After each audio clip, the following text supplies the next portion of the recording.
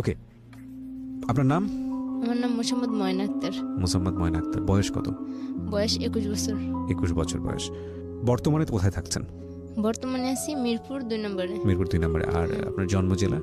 জন্ম জেলা বাগেরহাট। বাগেরহাটে। আপনি আজকে সিক্রেটসে যে গল্পটা আপনি বলতে এসেছেন এখানে, আপনি লাখ লাখ মানুষ এটা শুনবে, আপনি জানেন ঢাকা এফএম সারা বাংলাদেশে শোনা যায়, এবং আপনার সামাজিকতার জায়গাটা থেকে সেটা অনেকটাই ঝুঁকিপূর্ণ। হ্যাঁ, ঠিক এবং আছে। আপনার গল্পটাও আমি জানি। কেন বলতে আসলেন? প্রথম প্রশ্নটা আসলে এটাই করি, সবাই কি করি, আপনাকেও করলাম। কেন বলতে আসলাম, আমি আজকে 3 বছর ধরে এই গল্পগুলো শুনি এবং শুনে আসতেছি। আসার পর হঠাৎ করে মানে আমারও মনে হয় যে আমার তো জীবনে এত ঝামেলা গেছে, আমার জীবনের উপর এত কষ্ট গেছে, এত অন্যায় অত্যাচার আমার উপর যেতে হয়েছে, সেহেতু আমিও বলতে পারি সবার মতো, যেহেতু না আমার উপর যা হয়েছে, আমার সাথে যা হয়েছে, এরকম যেন আর কোনো মেয়ের সাথে না হয়। কিন্তু আমাদের সামাজিকতার জায়গাটা থেকে একটা মেয়ে কতটা বিপদগ্রস্ত হয়ে ভুল পথে পা বাড়ায়, তার চেয়ে বরং কি ভুল সে করলো সেটাই বেশি দেখা হয়। তারপরেও আপনি এই ঝুঁকিটা নিচ্ছেন কেন, সেটা বরং আমরা পুরো গল্পটা যখন আজকে আমাদের দর্শক এবং শ্রোতা, দর্শক বলি কারণ ফেসবুক ইউটিউবে এই গল্পগুলো আপলোড হয়, যখন আমরা বলবো তখন আপনারা বুঝতে পারবেন যে আসলে কেন সেই ঝুঁকিটা নিচ্ছে। তো ময়না, আমরা শুরু করি, এবং যেখান থেকে আপনার বলার আছে আপনি মন খুলে বলুন আপনার গল্পগুলো। আমরা থাকতাম কক্সবাজার, আমার জন্মই কক্সবাজার হয়েছিল। যখন 4 বছর বয়স, আমার আব্বু আম্মু সবাই আর কি আমাদের স্থানীয় এলাকায় আসবে খুলনায় আসার সিদ্ধান্ত নেওয়ার পর, যেহেতু আসলো খুলনায় চলে আসে তারা সবাই। আসার পর আমার একটা ভাই হওয়ার পরে সেই ভাইকে নিয়ে আমরা বেশ ভালোই থাকি, সুখে থাকি। হঠাৎ করে যে আমাকে স্কুলে ভর্তি করা হয়। আমি স্কুলে লেখাপড়া করি। ক্লাস 3-তে যখন উঠি, ক্লাস 3-তে ওঠার পর আমার আম্মুর বোন, মেজো বোন, আমার খালামণি আর কি, খালামণির একটা মেয়ে থেকে কলেজে লেখাপড়া করতো, সে হঠাৎ করে বিষ খেয়ে মারা যায়। আচ্ছা, আপনার বাবা কি করতেন? আমার বাবা একজন মাছের ব্যবসা করে। মাছের ব্যবসা করতেন। আচ্ছা, ঠিক আছে, বলেন। তারপর আমার যেহেতু খালার মেয়ে মারা যায়, তখন আর কি তারা মেয়ের শোকে আর কি সব অসুস্থ হয়ে পড়ে, যে একটাই মেয়ে ছিল, একটা ছিল। আপনার খালাতো বোন? হ্যাঁ, একটাই মেয়ে ছিল, মারা যায়, যেহেতু অসুস্থ হয়ে পড়ে আমার খালা। জি। তারপর থেকে মানে ওনার আর কি, মানে আমার আম্মুর তো বলে যে তোর তো 3টে মেয়ে, তোর একটা মেয়ে আমাদের কাছে এখন দিয়ে দে, ওকে আমরা বড় করি, লেখাপড়া করাই, তারপর যদি কখনো মনে করিস যে তোর মেয়ে তোর কাছে ফিরে যাবে। তারপর আমার আম্মু অনেক কান্নাকাটি করে যে না, আমার 3টে মেয়ে, 3টেই তো সমানই মেয়ে, একটা থাকলেও যে কষ্ট আর 2টা থাকলেও সেই কষ্ট, আর একটা হারালেও যে বেদনা, 2টা হারালেও সেই বেদনা, তাহলে আমি কি করে দেবো? পরে আমার আম্মুটা অনেক বোঝায়, আমার ছোট খালা বড় খালা বোঝানোর পর আমার আম্মু আমাকে দিতে রাজি হয় যে না, তাহলে তোর মেঝেমাটাকেই দিয়ে দি। পরে আমাকে নিয়ে যায় আমার খালা, ওইখানে রাখে, ওইখানে নিয়ে স্কুলে ভর্তি করে, বেশ ভালোই দিনকাল যায়, লেখাপড়া করি। ক্লাস 5-এ উঠি। তখন ক্লাস 5-এ ওঠার পর আমি অসুস্থ হয়ে পড়ি অনেক। অসুস্থ হওয়ার পরে মানে বাপ মা, আর ছোটবেলা থেকে তো বাপ মার কাছে বড় হয়েছি, মানে কখনো এরকম করে থাকি নাই, থাকতে থাকতে তেমন একটা কষ্ট হইতো, আর আম্মুর জন্য সবসময় কান্নাকাটি করতাম যে আম্মুর কাছে যাবো, আম্মুর কাছে। ওরা বলতো যে না, তোর আম্মু তো এখানেই আছে, মেজো খালারে আম্মু বলতো। তারপর থাকতে থাকতে অসুস্থ হয়ে পড়ার পর হঠাৎ করে একদিন আমার আব্বু আমাকে নিতে যায় আমার খালার কাছে। তারপর আমার খালা দিয়ে দেয় আমাকে, দিয়ে দেয়, ওখান থেকে বাড়ি চলে আসি। বাড়ি আসার পর সবার কাছে বায়না করি যে আমি আর ওইখানে যাবো না, ওইখানে থাকবো না। আর আমি আমার খালাতো ভাইকে একটু ভয় পেতাম বেশি, কারণ সে ছিল অনেক রাগী, যেদি কিছু বললেই মানে মারধর শুরু করতো, বকাবকি দিত।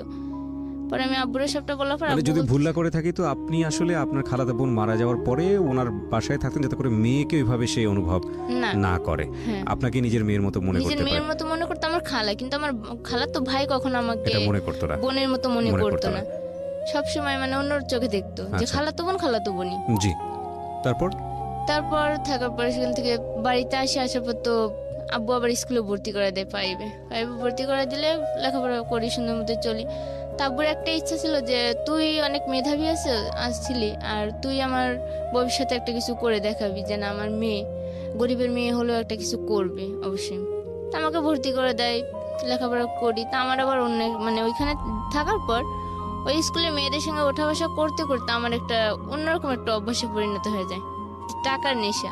মানে ওইখানে মেয়েরা যেমন টাকা দিয়ে খাওয়া দাওয়া, ঘোরাফেরা, সাজ পোশাক, সবকিছুই ঠিক মতো করে দেয়, আমার আর ওই দিকে নজর চলে যায়। তারপর যাওয়ার পর কোন ক্লাসে তখন আপনি? তখন আমি 7-এ, 6 থেকে 7-এ উঠছি।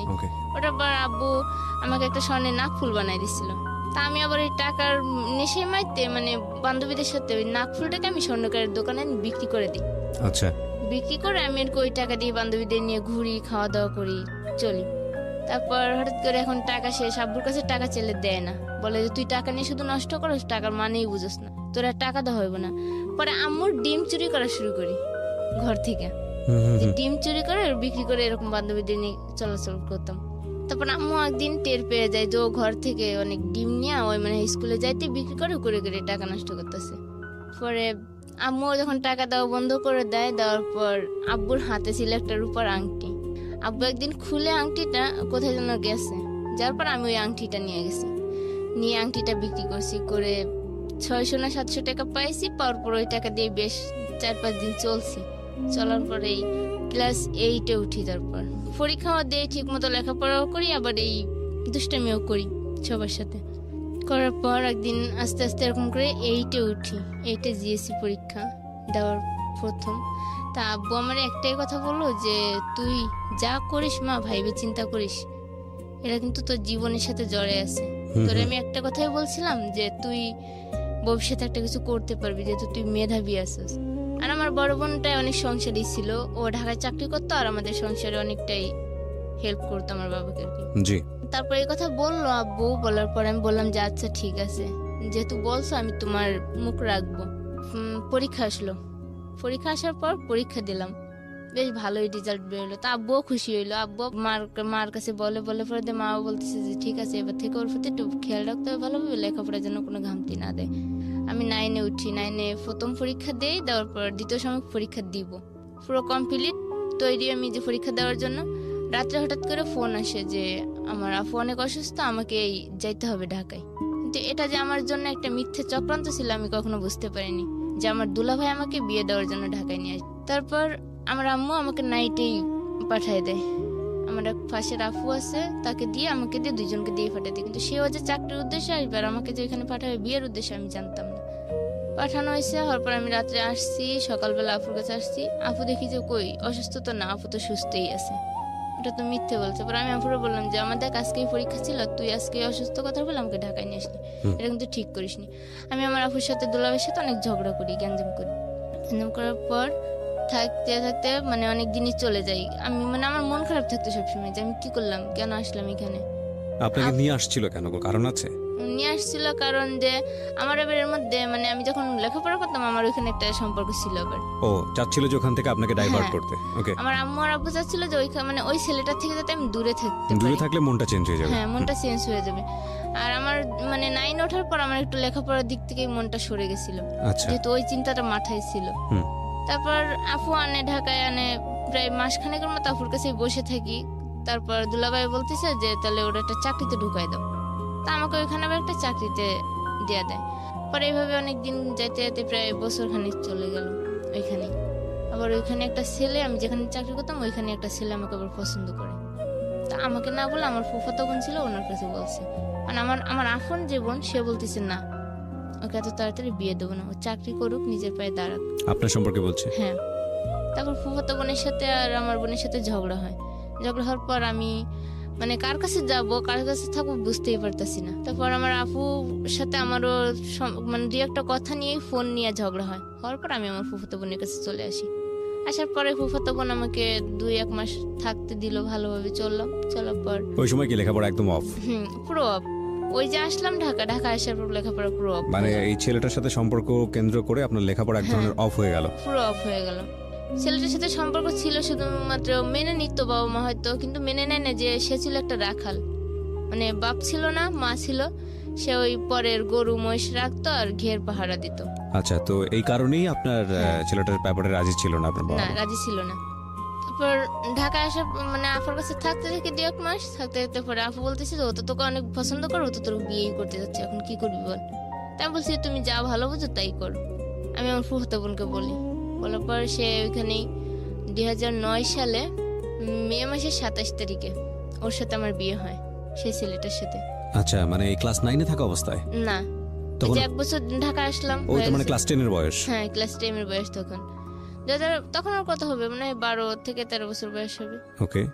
তখন আমাকে বিয়ে দেয়। বিয়ে দেওয়ার পর ওখানে 1 সপ্তাহ থাকি। থাকার পর আমার শ্বশুর বাড়ির থেকে মানে সবাই তো মানে ভীষণ রাগ যে একা বিয়ে করছে ছেলে, ছেলেকে কখনো মেনে নেবো না, আর বউকে তো তো মেনে ছেলে নেবই। আপনাকে দেখে বিয়ে করেছিল নাকি আপনি ছেলেকে দেখে বিয়ে করেছেন? আমিও ছেলেকে দেখছি, ছেলেও আমাকে দেখছে। দুজনেই রাজি ছিলেন হ্যাঁ, বিয়েতে? দুজনেই রাজি থাকা অবস্থাতেই বিয়েটা হয়েছে। আপনার বাবা মা রাজি ছিল এই বিয়েতে? না, আমার বাবা মা রাজি ছিল না, আমার বোনও রাজি ছিল না, শুধুমাত্র আমার ফুফাতো বোন আর আমি রাজি ছিলাম। আপনি কেন রাজি ছিলেন? আমার ফুফাতো বোন বলছে যে ছেলেটা অনেক ভালো, তারপর ওই ছেলেটাকে আমিও চিনতাম। ওকে, তারপর? তারপর তো শ্বশুর বাড়িতে নিয়ে যায় এক সপ্তাহ পর, এক সপ্তাহ কি 8 দিন পর নিয়ে যায়। যাওয়ার পর ওখানে ওদের যে নিয়ম, সেই নিয়ম অনুযায়ী মেনে নেয়। নেওয়ার পর বেশ ভালোই সুখে শান্তিতে সংসার চলছে। কিন্তু এর মধ্যে আমাকে যেদিন নিয়ে যায় তার পরের দিন আমার ননদের দেবর আছে একটা, সে লেখাপড়া করে, সে দেবর আমাকে মানে বিয়ের পরের দিন আর কি, ওখানে যাওয়ার পরের দিন অনুষ্ঠান আর কি, বউ ভাতের অনুষ্ঠানে ওই দেবর আসে। আসার পর ওই দিনই আমাকে দেখছে, দেখার পর আমার ছবি তুলে নিয়ে গেছে, আর আমার থেকে আমার ফোন নাম্বার নিয়ে গেছে। যেহেতু বলছে ভাবির ভাইয়ের বউ, তাহলে তো আমারও বিয়ান হয়, তাহলে আমি ফোন নাম্বার নিয়ে যোগাযোগ অবশ্যই করতে পারি। তো আমার সাথে ফোন নাম্বার নিয়ে গেছে। আর ওই দিন থেকে মানে ওর একটু নজর যে কুদৃষ্টিতে ছিল আমি টের পাইছি। ওই দিন থেকে বিয়ে হওয়ার পর থেকে সে যেদিনই কলেজ আসতো, কলেজ শেষে একবার হলো আমাদের বাড়িতে আসতো, এসে দেখা করতো, কথা বলতো, মানে অন্যরকম কথা বলতো যে আপনাকে আমার ভালো লাগে, এই ছেলের সাথে আপনি কেন সংসার করেন, ও তো দেখছেন কালো দেখতে, চিকনা, কেমন রোগাটে দেখায়। আমাকে রোগাটে হলো মানে আমি আবার তখন এটা বুঝতাম যে একটা ভালো ছেলে ছিল আমার স্বামী, মানে কোনো চা সিগারেট পান কোনো বাজে আড্ডা নেশা কিছুই করতো না, মানে এই দিক থেকে 5 ওয়াক্ত নামাজ পড়তে অনেক ভালো ছিল। এটা যখন বুঝতে পারি তখন আমাকে আমার স্বামী সম্পর্কে বাজে বাজে কথা বলতো। তারপর আমার স্বামী আবার আমাকে রেখে ঢাকায় চলে আসে চাকরি করার জন্য। এই সুযোগটা উনি প্রায় দুপুরবেলা বাড়িতে যেত। তা আমার ননদের আবার একটা ছোট ছেলে ছিল, তা আমি বাড়িতে গেলে কি করতাম, আমাদের গরু ছিল তো অনেক, দুধ দোয়াইতো। তা আমি ওই ননদের ছেলের জন্য প্রতিদিন যখন যাইতো আমি দুধ দিয়ে দিতাম, ঘরে খাবার থাকলে খাবার দিয়ে দিতাম, কিংবা দোকান থেকে ফোন করে খাবার এনে দিয়ে দিতাম। যেহেতু আমার ননদের ছেলে মানে আমারই ছেলে, আমি সেরকম ভাবেই দেখতাম তাকে, করতাম। আর আমার ভাসুর আমাকে অনেক বিশ্বাস করতো আর অনেক ভালোবাসতো, নিজের বোনের মতো। মানে আমার স্বামী যেটা আমাকে না দিত, যে এই জিনিসটা পড়লে আমার বউকে ভালো লাগবে, সেই জিনিসটা আমার ভাসুরে দিত আমাকে, যে হয়তো আমার ছোট বোন, ওকে ছোট বোন হিসাবে দিই, বা এই জিনিসটা পড়লে ওরে ভালো লাগবে, এই জিনিসটা দিলে হয়তো ওর মনটা ভালো থাকবে। যেহেতু ও বাবা মা অনেক দূরে, কিশোরগঞ্জে বিয়ে হয়েছিল আমার, আর বাড়ি ছিল খুলনা, মানে আমাকে কোনো কিছুর অভাব বুঝতে দিত না আমার ভাসুরে। এভাবে থাকার পর উনি গ্রামের লোকজন যখন এরকম বলা বলি করে, তা আমার ভাসুরে আমাকে একটা কথা বললো যে হাজেরা তুমি একটা কাজ করো। আমাকে কি দাদা ভাই বলেন? বলতেছে যে তুমি তোমার মনের মতো করে একটা মেয়ে খোঁজো। আমি বললাম যে হঠাৎ করে দাদা ভাই এই কথা বললেন আপনি? কই কি হ্যাঁ দেখো না লোকের জন্য কত কিছু বলে, তাহলে আমি বিয়ে করব। তো হঠাৎ করে আবার আমাদের বাড়ির পিছনে একটা বাড়ি আছে, নাম সুজন ভাই বলে। তো সুজন ভাই শালি আবার ওই দিন বেড়াতে আসছে, দেখো তো ওই মেয়েটাকে চিনো? আমি বললাম না দাদা ভাই আমি তো চিনি না, আজকেই দেখলাম প্রথম। পরে বলতেছে মেয়েটার বিষয়ে খোঁজ নাও তো, দেখো তো কে। তা আমি আবার আমার শাশুড়িকে বললাম, ঘরেতে বললাম, আমার শাশুড়ি সুজন ভাইয়ের বাড়ি গেল, যে দেখলো যে সুজন ভাইয়ের শালি হয় ওটা।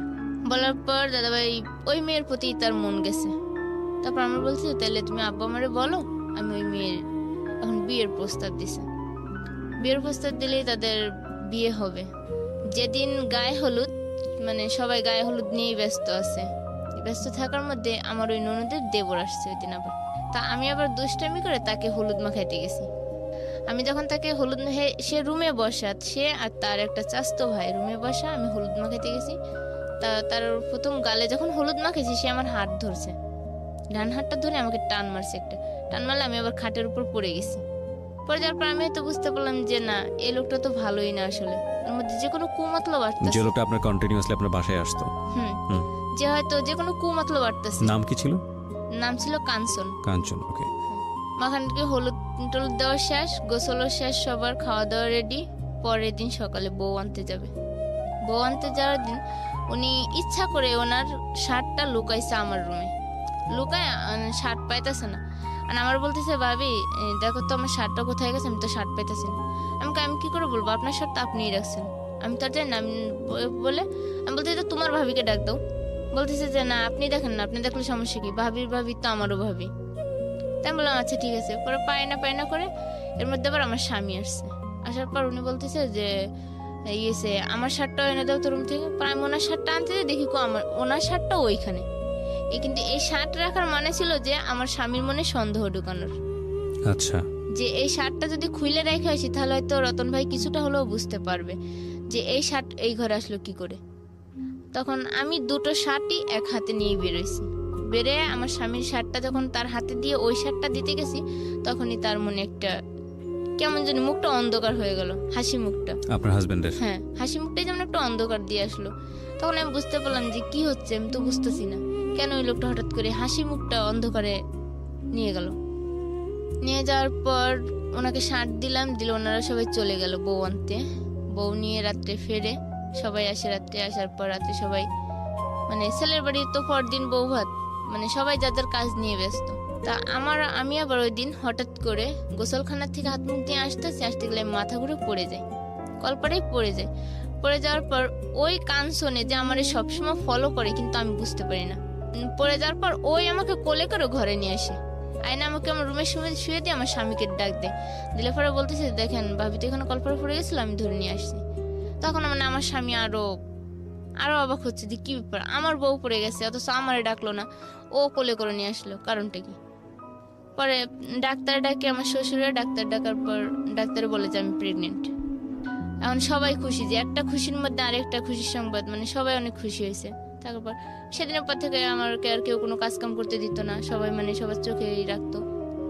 তারপর আমার বাবা মা বিয়ের শেষ, আমার বাবা মা চলে আসে বাড়িতে।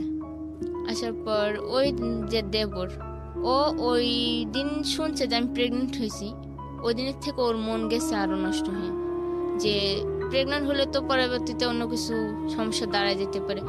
ও কি করে, আমার যা যখন বাপের বাড়ি যায় তখন আমাদের বাড়িতে ঘন ঘন আসে, আমাকে হাত ধরে টানে, আমাকে জড়িয়ে ধরে, মানে নেগেটিভ সাইডের থেকে মানে অন্যরকম নিয়ে যেতেছে যে কি করতেছে। আমি বারবার মনে করি, দেখেন আপনি যে বুঝতেছেন সবকিছু দেখতেছেন, আমি অন্য একজনের স্ত্রী, আর এখানে আপনার ভাবি আছে, আপনার সংসারে আমার ননদ আছে, আর আপনার ননদের ভাইয়ের ঘরে আমি আছি।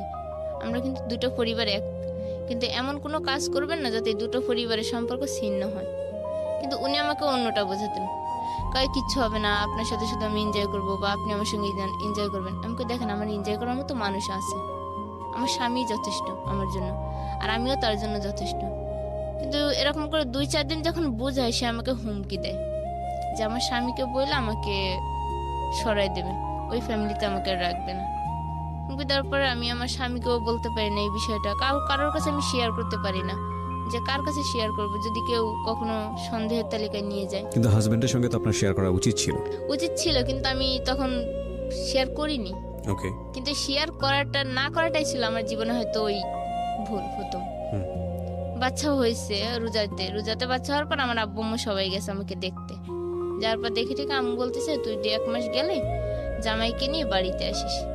তাই আমি বললাম যে আমি কি করে যাবো, প্রথমবার যাবো বাড়িতে, তুমি কাউকে না কাউকে পাঠাও, আমি তারপর যাবো। আমার একটা খালাতো ভাই ছিল, হাফিজুল নাম, সেই খালাতো ভাই, আমার বাবা আর আমার ভাই যায় আমাকে আনতে। যার পর মেয়েকে নিয়ে আমরা বাড়িতে আসি, তখন মেয়ের বয়স 2 মাস হয়তো। মেয়ে নিয়ে আমার বাড়িতে আসি, আসার পর বেশ কিছুদিন থাকার পর আবার কিশোরগঞ্জে চলে যাই।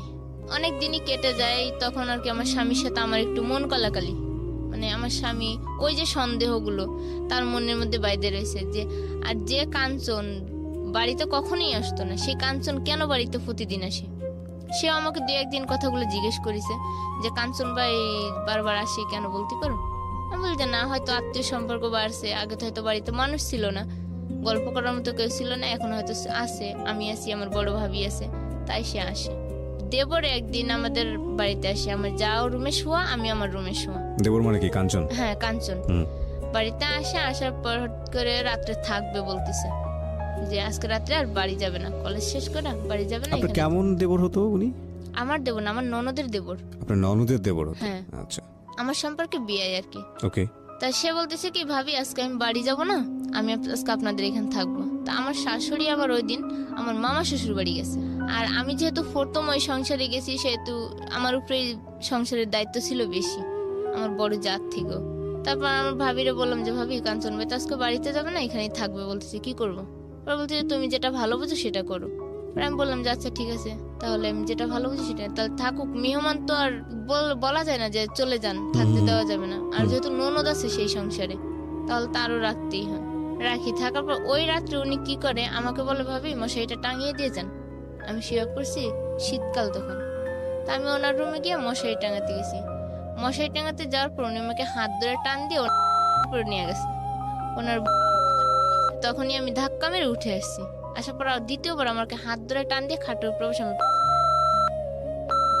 আর কি বলতেছি যে কাঞ্চন ভাই ছাড়েন, এটা কিন্তু ঠিক না। আপনি যেটা করতেছেন এটা কিন্তু আপনার আবেগ দিয়ে করতেছেন, কিন্তু পরবর্তীতে এটা কোন পর্যায়ে যাবে কেউ জানতে পারলে, শুনতে পারলে, জানেন আপনি তখন কি হবে? বলতেছি পরেরটা পরে হবে। তারপর নেওয়ার পর আর কি চলে গেছে। ওই দিন শেষ, সকালবেলা উনি নাস্তা করে চলে গেছে। যাওয়ার পর ওই দিন থেকে আমার মনে মনে একটা ভয় জাগলো যে উনি যেহেতু এতটা সিনকেট করতেছে আমার সাথে, তখন তো আর আমার এই সংসারে থাকাই হবে না। আর মেয়ের বয়স তখন। এখানে আমি আপনাকে একটা প্রশ্ন করতে চাই। আপনি খুব ভালোভাবে আগে থেকে বুঝতেছিলেন যে ওনার আচরণ স্বাভাবিক না, তারপর আপনি রাতের বেলা ওনার মশারি টানাতে কেন যাচ্ছিলেন? যে বলছে যে ভাবি মশারিটা টানাই দিয়ে দেন, আমি লেপ গায়ে দিয়ে শুয়ে পড়ছি। তাই বলছি যখন বলছে যে মশারিটা টাঙাই দিয়েই আসবো, সমস্যা কি? না, কিন্তু আপনি যখন, না সমস্যা অবশ্যই আছে, কারণ আপনি যখন দেখছিলেন আপনার হাজবেন্ডও বিষয়টা নিয়ে একটু হলেও সন্দেহ করছে, সুতরাং আপনার সতর্ক হওয়া উচিত ছিল। এইসব জায়গাতে আপনার স্টেপ ফেলার আগে অবশ্যই সতর্ক হওয়া উচিত ছিল, আমার মনে হয় যেটা। ঠিক আছে, আপনি আপনার মতো করে ব্যাখ্যা করছেন, বলুন তারপর কি হলো? তারপর সকালবেলা উনি নাস্তা করে চলে গেছে। যাওয়ার পর মানে ওই দিন থেকে আমার মনে একটা বড় ভয় জন্ম নিল যে আমার হয়তো এই সংসারটা ভেঙেই যাবে। তারপর আমার মানে প্রতিদিন ভয়ে কাটতো। আর উনিও বাড়িতে আসা বন্ধ করে দেয় হঠাৎ করে, যে ওই দিন কেরা উনি আমাকে ওরকম করলো। করার পর আমি যেহেতু বললাম মুখ কালা করে, তখন থেকে উনি আসা বন্ধ করে, বাড়িতে আসা বন্ধ করে প্রায় বেশ কিছুদিন যায়, 3-4 মাস ভালোভাবেই যায়, সুখেই থাকি, কোনো ঝগড়াও না, গঞ্জাম না। স্বামী ভালো আছে, রাজমিস্ত্রি কাজ করে, আসে যায় বাড়িতে, ভালোইভাবে চলে। হঠাৎ করে উনি আবার বাড়িতে আসা শুরু করার পর উনি আমাকে ডাইরেক্ট বলতেছে, ভাবি আপনার সাথে আমি অন্যরকম সম্পর্ক করতে চাই। বললাম যে কি সম্পর্ক করতে চান আপনি? এত কিছুর পর আপনি জানেন না যে আপনার আর আমার সম্পর্ক নিয়ে দুটো জীবন, আপনার ভাইয়ের জীবন আর আমার ননদের জীবন, আবার এদিকে আমার সন্তান, আমার স্বামী, শ্বশুর শাশুড়ি, সবকিছু কিন্তু ভেঙে যাবে সংসারটাই। পরে বলতেছে যে না, কিচ্ছু হবে না, কেউ বুঝতেও পাবে না। পরে আমি সবটাই না স্বীকার করে ও চলে আসি। আসার পর আমি তাকে একবারই বলে দিছি, দেখেন আপনি যদি নেক্সট টাইম এরকম কিছু করার চেষ্টা করেন তাহলে আমি সবাইকে বলে দেবো। এটা অনেক পরে গিয়ে বলছেন, আপনার আরো আগে বলা উচিত ছিল। আমি এরকমটাই বলছি। পরে বলতেছে যে আপনার স্বামীর সাথে শেয়ার করলে আপনি এই কলঙ্কিত হবেন, আপনাকে এই কলঙ্কিত মনে করে শেয়ার আপনাকে কখনো স্ত্রী মর্যাদা দেবে না। আচ্ছা, আমাকে এরকম করে ভয় দেখানোর পর আমি আর কি নিজেই আমার মনে ভয় কাজ করে। তারপর হঠাৎ করে আমার আব্বু যায় আমাদের এখানে, গেলে আমার মেয়ে অসুস্থ হয়। হঠাৎ করে আমার মেয়ে আর কি নিউমোনিয়ার মতো পর্যায়ে চলে যায়, অসুস্থ হয়ে যায়। যাওয়ার পর আমার আব্বু, আমি আর আমার স্বামী হসপিটালে নিয়ে যাই মেয়েকে নিয়ে। হসপিটাল থেকে 3 দিন পর আসি বাড়িতে। আসার পর আমার শাশুড়ি আর আমার ভাসুর, যে ভাসুর এত ভালো ছিল, সেই ভাসুর হঠাৎ করে বলে কিনা আমার বাপের বাড়ি থেকে টাকা এনে দিতাম, 1 লাখ টাকা এনে দিতাম। আপনার বাবার বাড়ি থেকে? হ্যাঁ, আমার বাবার বাড়ি থেকে। এটা কি আপনার ভাসুর বলে না আপনার জামাই বলে? আমার ভাসুরই বলতেছে। কেন? আমিও নিজেও এই প্রশ্নের উত্তর আজও বুঝে পেলাম না যে আমার ভাসুর আর শাশুড়ি কেন আমাকে এই কথাটা বলছিল। আমার মেয়ে অসুস্থ ছিল, আমি হসপিটালে গেছিলাম, ভালো মানুষ, ওখান থেকে সুস্থ হয়ে আসলাম, হঠাৎ করে আমাকে এই কথা বলে যে তোমার একটা ঘর করবো বড় করে, তোমাদের 2 ভাইয়ের স্বামীর জন্য, তোমরা 2 জামাই থাকবা, বাপের বাড়ি থেকে 1 লাখ টাকা আনো। বলতেছে শিখার বাপের বাড়ির থেকে 50,000 টাকা আনছে, 1 ভরি স্বর্ণ আনছে, তো তুমিও না হয় বাপের বাড়ি থেকে 1 লাখ টাকা নিয়ে আসো।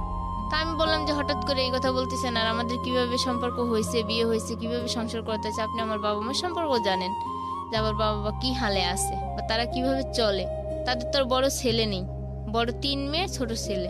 বলার পরে আমাকে ওই আমার বাবার সামনেই আমার শাশুড়ি আমাকে জুতা দিয়ে একটা বাড়ি মারে, যে বাবা আমাকে ছোটবেলা থেকে বড় করলে একটা গায়ে ফুলের আশ লাগতে দিল না। হয়তো আমার মা আমাকে মারছে, কিন্তু বাবা কখনো মারেনি। আর সেই বাবার সামনে আমাকে জুতা দিয়ে মারলো, আমার বাবার চোখ থেকে পানি পড়লো। আমি এই কষ্টে ঘরে যেয়ে কাঁদতাছি, আর মেয়েকে যখন শোয়া দিয়েছি মেয়ে কান্দা উঠছে, অসুস্থ তো একটু সুস্থ হয়েছে, কাঁদতাছি। তারপর আমার বাবা ওই দিনই রাত্রেবেলায় আমাকে বললো যে মা, আমি চলে আসছি, আমি আর কোনোদিন তোর এই বাড়িতে আসবো না, আর তুই যদি আমাকে বাবা বলে কোনদিন মেনে থাকিস তা তুই যাস আমার কাছে, আমি কেন, আমার ফ্যামিলির কেউ তোর কাছে আসবে না। আমার বাবা এই কথা বলে চলে আসে রাত্রেবেলায় বাড়ি থেকে, যে বউকে দিয়ে কখনো বাইরের একটা কাজ করায়নি সেই বউকে দিয়ে এখন গরুর জন্য ঘাস আনে মাঠ থেকে, আবার রান্না বাড়া, মানে সমস্ত কিছু, মানে আমাকে এমন ভাবে চাপ দিছে যে হঠাৎ করে আমি নিজেও বুঝতে পারিনি যে এই সংসার এইভাবে এলোমেলো হবে। থাকার পর আমি আস্তে আস্তে, মানে আমাকে যখন মারধর অনেক শুরু করলো, আমি আর কি আমার আব্বুরে ফোন দিয়ে বললাম, যাবো আমি আর এই সংসার করবো না, আমি চলে আসবো বাড়িতে। তা বলছে ঠিক আছে তুই চলে আয়। আর আম্মুরেও বললাম, আম্মুও বলতেছে তুই চলে আয়, তোর আর এখানে থাকা লাগবে না। আমার স্বামীরা বললো তুই মেনু মুন্সির কাছে যা, যে মেনু মুন্সিরে ডাক দে, তোদের তালাকটা এখানেই হয়ে যাক। কি বলেন? আমার শাশুড়ি যখন এই কথা বললো, আবার বলতেছে যে এই মেয়ে তো আমার ছেলের না, এই মেয়ে তো তাহলে অন্য কারোর। মানে আমার মেয়ের, আমাকে তো অপবাদ দিচ্ছে, কিন্তু তারপর আমার মেয়ের প্রতিও মানে এমন একটা কথা বলছে, তখন আমার মনের ভিতরে একটা পুরো ঘৃণা জন্ম নিল যে আমি আর এই সংসার করবই না। যে আমার মেয়ের নিষ্পাপ নিষ্কলঙ্ক, তার উপর কেন এই কলঙ্কটা দিল আমার শাশুড়িটাও। তারপর আমি ওইখান থেকে সে রাগে অভিমানে, তালাক আর হয়নি, সে মেনু মুন্সিরে ডাকতে গেছে, যে আর পাইনি না, পর চলে আসে। আসার পর আমি গাড়িতে উঠাই সবকিছু একাই, মেয়েকে নিয়ে নিয়ে আস্তে আস্তে সমস্ত কিছু গাড়িতে উঠাই কিশোরগঞ্জ বাস স্ট্যান্ডে আসি। আসার পর ওখান থেকে পুরো ঢাকা থেকে আমি আমার পুরো গ্রামে চলে গেছি। বাড়িতে গেছি, যা 2 দিন পরে আমার স্বামী আমাকে ওইখানে রেখে চলে আসে বাড়িতে। আসার পর থাকি বাড়িতে, থাকার পর 3 মাস থাকি মেয়েকে রেখে। মেয়ের বয়স তখন 18 মাস। মেয়েকে কোথায় রেখেছিলেন? মেয়ে তখন আমার মার বাড়িতেই ছিল। আর আপনি? আমি আমার মার বাড়িতেই 3 মাস থাকি। ওকে। থাকার পর আম্মুরে বলতেছি হঠাৎ করে যে আমি আর বাড়িতে থেকে কি করব, মেয়ে তো এখন ভাত খাওয়া শিখছে, খাবার দাবার খাওয়া শিখছে, তোমরা ওকে মানুষ করো, আমি ঢাকা গিয়ে না হয় চাকরি করে আমি তোমাদের সংসারেও কিছু দেই, 2টা মানুষ বোঝা হয়ে যখন আসি। তা আমার আবার পাশের একটা ফুফু আছে বাড়ির পাশেই, সে ফুফু বলতেছে যে তাহলে চল আমিও ঢাকায় যাবো, তাহলে 2জনেই একসাথে যাই, ফুফু বাস্তি একসঙ্গেই যাই, যে না হয় একসাথে থেকে চাকরি করব, বাড়ি কিছু টাকা পয়সা পাঠাবি। তা আমিও রাজি হইলাম। একদিন ভোরবেলা আমি আমার মেয়েকে ঘুমে রাখা, আম্মু আব্বু সবাই জানে, আমি চলে আসছি ঢাকায়। ওকে। কিন্তু ওই যে ঢাকায় ওই ফুফুর যে আমাকে কত সালের দিকে এটা? কত সালের দিকে? এটা 4 বছর আগে। ওকে। তারপর চলে আসি। আপনার হাজবেন্ডও জানতো না এটা? না, সে জানে না যে আমি ঢাকায় আসবো, কিন্তু সে আমার সাথে কোনো যোগাযোগই রাখে নাই। ওই প্রথম কি ঢাকায় আসে নাকি এর আগে এসেছিলেন? এর আগে ওই যে বিয়ের আগে ছিলাম ঢাকা। ওকে। তারপর কিন্তু আমার স্বামীও জানে না যে আমি এই মুহূর্তে ঢাকা আসবো বাচ্চা রেখে। ঢাকা আসি, আসার পর আমার ফুফু আর আমি আসি, ওই যে ফুফু বাড়ির পাশের ফুফু আসলো। আসার পর আমাকে বলতেছে যে চল আমার একটা পরিচিত বাসা আছে, আমরা ওইখানেই থাকি গিয়ে, ঢাকায় নামার পরে। তা আমি বলতেছি আচ্ছা তুমি যেখানে থাকবে সেখানে তো আমাকেও রাখবে, যেহেতু আসছি 2জনে একসঙ্গে যাবো একসঙ্গে। তাই বলে একটা বাসায় নিয়ে গেল, সেই বাসায় না হলো 20 থেকে 25টা ছেলে 3টা রুমে থাকে, আর একটা রুমে একটা মহিলা মা আর ছেলে থাকে। ওকে। মানে মেস খাওয়ায় আর কি, যেটা ঢাকায় বলে যে মেস খাওয়ায় আর কি। এখানে মেস খাওয়ায়। আমি বলতেছি ফুফু এখানে তো অনেক ছেলে, এখানে থাকবো কি করে 2টা মেয়ে, তোমারও বয়স বেশি না, আমারও বয়স তো বেশি না, তা আমরা এখানে থাকবো, পরে দেখা যাচ্ছে এটা লোকে কথা উঠাইবো। তা আমার বলে কি তুই এত জ্ঞান দিস না, যা করার সেটা কর বলে ভিতরে গেছে। রাত্রে থাকছি, সকালবেলা আমাকে বলে কিনা যায় ফিলেট বাটিগুলো ধুইতে, যে তুই আফার ঘরে যাবি, যাই ফিলেট বাটিগুলো ধুয়ে নিয়ে আসবি। তাই আমি বলতেছি আবার কোন ধরনের কথা, আমি কেন তার ফিলেট বাটি ধুইতে দেবো? আমি আসছি চাকরি করার জন্য, আমি তো আর কারোর ঘরে ফিলেট বাটি ধোয়ার জন্য আসিনি ঢাকায়। তাও আমি ওই সারা দিনটা ওইখানে যেমনে বলছে যে ফিলেট বাটি ধো, খাবার নিয়ে আয়, পানি নিয়ে আয়, আমি আনছি। কই যে তোমার চাকরি করতে হইব, একদিন তোর করলে সমস্যা নেই, একদিন না হয় কাজ করলাম, তাতে কি হয়েছে? কাজ করি, পরের দিন আমাকে দিয়ে এরকম মানে ফিলেট বাটি ধোয়াইবো, কাজ করাইবো, সমস্ত কাজই মানে এখন আমার দিয়ে করানোর চেষ্টা করতেছে। তাই আমি বললাম যে আমি আর এখানে থাকবো না, আমাকে চাকরি দিলে দাও, না দিলে আমি চলে এসেছি বাড়ি। তা আমারও বলতেছে কি যে এত জোর গলায় কেন কথা বলতেছিস, ঢাকা শহর আইসিস 2-1 দিন থাকলে পরেই তো চাকরি পাবি, মানুষকে আইসেই চাকরি পায়। আমাকে চাকরি তো চেষ্টাও করা লাগবে, খোঁজা তো লাগবে, যে কোনো গার্মেন্টস বলো, ফ্যাক্টরি বলো, সেখানে তো যাওয়া লাগবে, নাকি বাসায় বসলে কেউ চাকরি দিয়ে দিবে। পরে আমার অনেক কথা শোনাইলো, বকা দেওয়ার পর আমি আর কিছু বললাম না। তা আমি সন্ধ্যাবেলায় পানি আনতে বলছে, মানে পানি আনতে গেছি। পানি আনতে গেলে ওই মেসরা থাকে যে পোলা, সেখানে একটা পোলা আর কি আমার হাত ধরছে, বলতেছে দেখি তোমার জগটা, বলে আমার হাতটা ধরছে।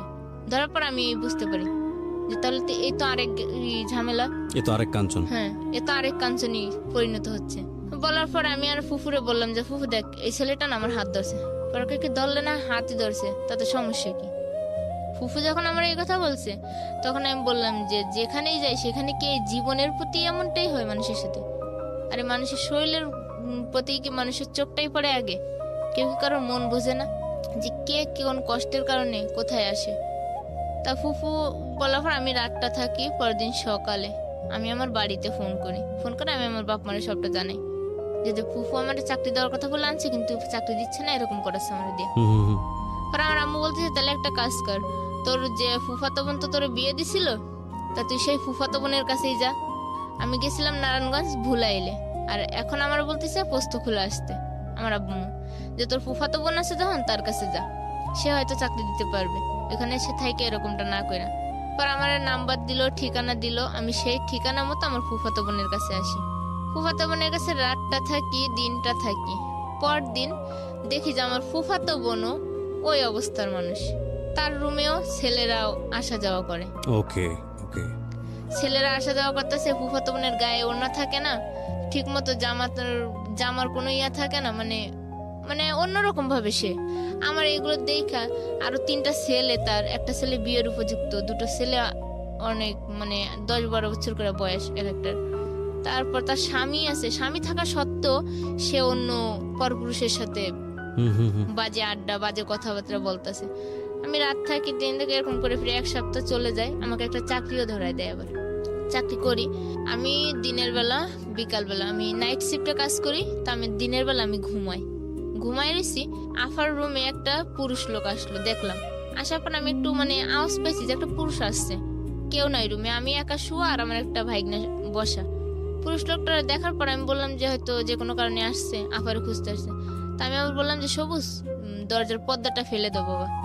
তো আবার পর্দাটা ফেলার পরে আমি শুয়ে রয়েছি। ওই লোকটা পিছন থেকে আইসেই আমার গালে একটা দিছে। তখন তো আমার মানে অন্যরকম দেওয়ার পর আমি বলতেছি যে কিরে সবুজ এটা কি করলো? পরে কি রফিকুল কাকাই করছে। আমি কই তুই দেখোস না যে লোকটা ঘরে আসছে, তুই তাকে দিবি না? আর এরকম করে আমার গালে টাচ করলো, তুই তো কিছুই কইলি না। কয় কি কব আন্টি, আম্মু তো এরকমের, তাই আর কি মনে করছে তুমিও বুঝি এরকম। তাহলে আমি বলছি তোর আম্মু এরকম তুই জানিস, জানা সত্ত্বেও তুই তোর মারে প্রশ্রয় দিস কেন? তো ও বলতেছে যে কি করব, মায়ের কাছে থাকতে গেলে তো মায়ের সব কথাই শোনা লাগে, চলা লাগে, যেহেতু মায়ের উপরে খাইতাছি চলতাছি। পরে আমি আর কিছু বললাম না। ওইখানে বাড়িওয়ালা যে, সে বাড়িওয়ালারে বললাম আঙ্কেল দেখেন আমার বোন তো এরকমের, এই সিস্টেমে থাকে, সে চলে, তাহলে আমি ওনার কাছে থাকবো না, আমি আপনার কাছে থাকবো, 1 সপ্তাহ থেকে চাকরি করে যে কয় টাকা হয় পেয়ে আমি বাড়ি চলে যাবো। ওকে।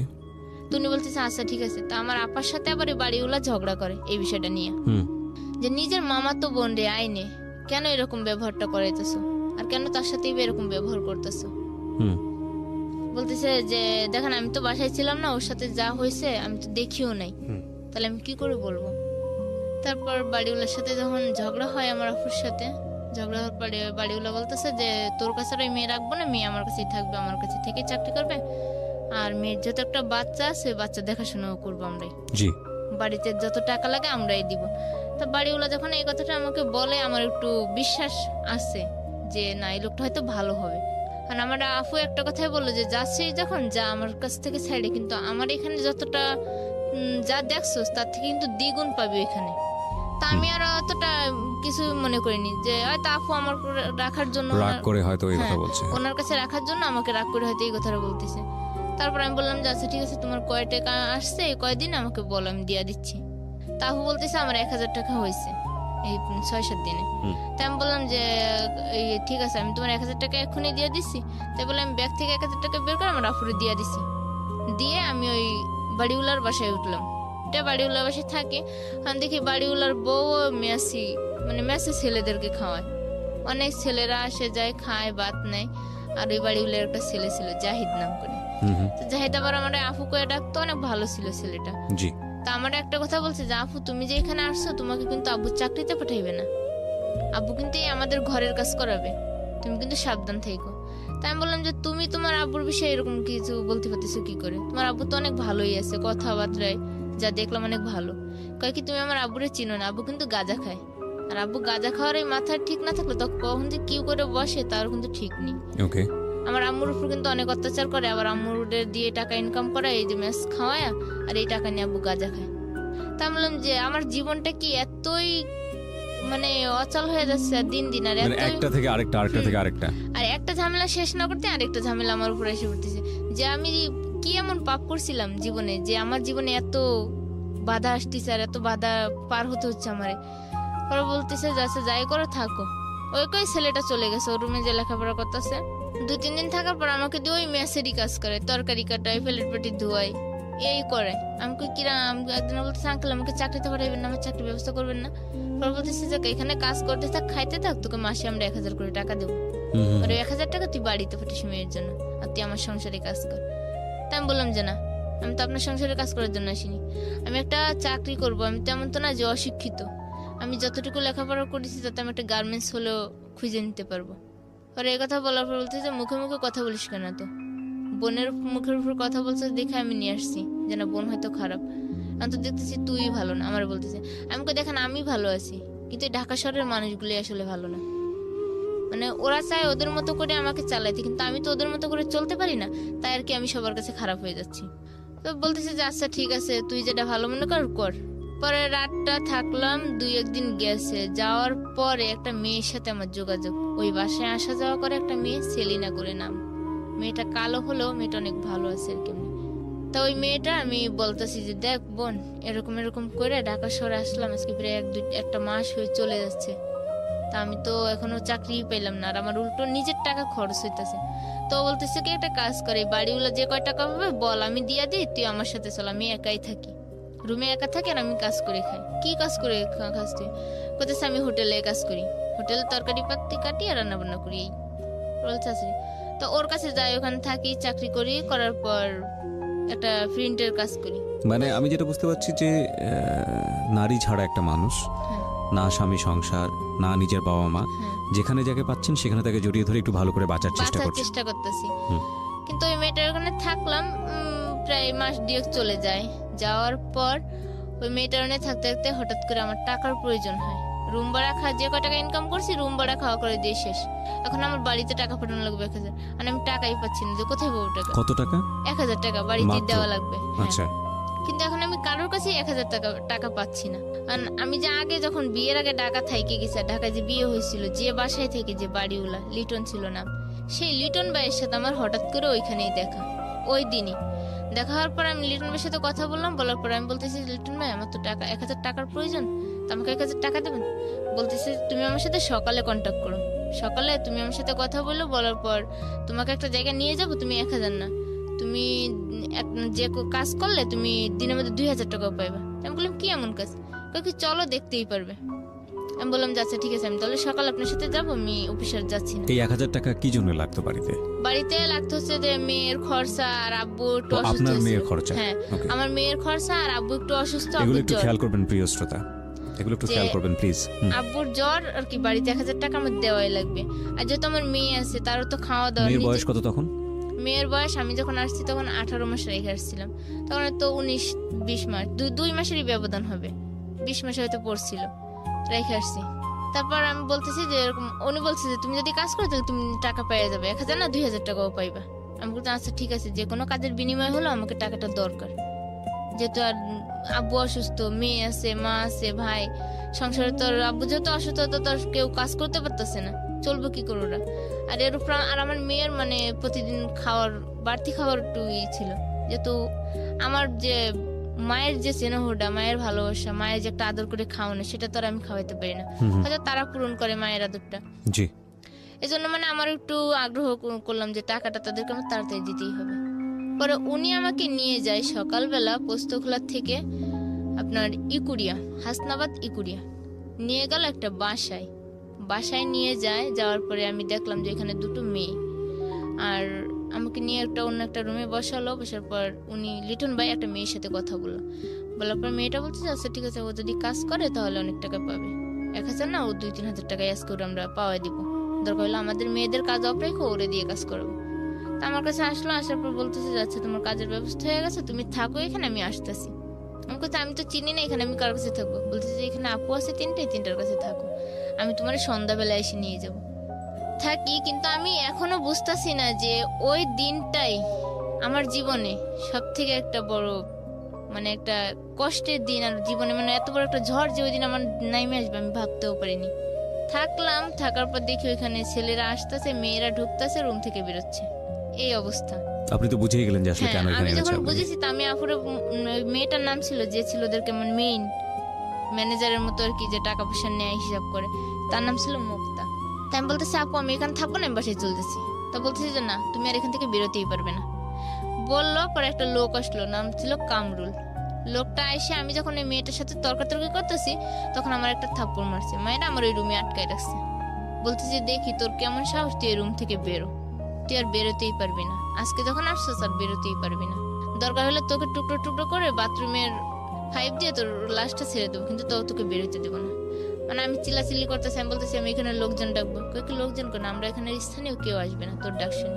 পরে আমাকে থাপ্পড় মারলো, ম্যাডাম রুমে আটকাইছে। তারপর একটা ছেলে এসে রুমে ঢুকার পর তো আর কি যা হয় এভাবে আর কি আস্তে আস্তে ওইখানে এরকম করে মায়ের খাই, কান্নাকাটি করি অনেক। ওই সারাটা দিন হ্যাঁ, এভাবে ওই সারাটা দিন মানে আমার উপর দিয়ে এত একটা ঝড় বয়ে যাচ্ছে, কিন্তু আমিও বুঝতেছি যে আমি কি করতেছি। কিন্তু ওই লিটন ভাই আবার আমার ফোনটা নিয়ে নেয় আমার কাছ থেকে, নিয়ে আমার আব্বু আম্মুর সাথে যোগাযোগ করে আব্বু আম্মুরে 2000 টাকা পাঠাই দিছে। কিন্তু এই বিষয়টা আমাকে কখনো জানতেও দেয়নি। আর আমার থেকে ফোন নিয়ে গেছে, আমার ব্যাগ নিয়ে গেছে। আমি যে কি বের হবো আমার কোনো সিস্টেমই পাচ্ছি না। এভাবে আটকা 3 দিন পর্যন্ত। যেটা ওইখানে। সন্ধ্যার সময় নিজের কথা, সেটা 3 দিন হ্যাঁ। পর্যন্ত। সন্ধ্যার সময় তো নেওয়া দূরে থাক, আমাকে আমার ওই রুম থেকে রুম আর বাথরুম এই দুটোই শুধু আমার জন্য, আর সব বন্ধ। মানে এরকম করে মানে প্রতিদিন না হলো 10 জন 12 জন রাত্রে দিনে মিলে এরকম করে মানে আমাকে ওখানে আটকে রাখলো 3 দিন পুরো। থাকার পর আমি চলে আসি, মানে কোনো রকম ভাবে ওই আফুরে নিয়ে আমি আমার বাসায় আসি। আমি বললাম দেখো আমার বাসায় যেতে হবে তাড়াতাড়ি।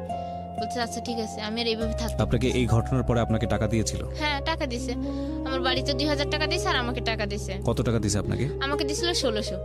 3 দিন পরে? হ্যাঁ, 3 দিন পর আমার বাড়িতে 2000 তার মানে আর আমাকে আপনাকে 1600। বাধ্য করে ওরা পয়সা কামিয়েছে? হ্যাঁ, ওরা একটা কাজের জন্য নিত 300, আমাকে দিত 150, ওরা নিত 150। আচ্ছা।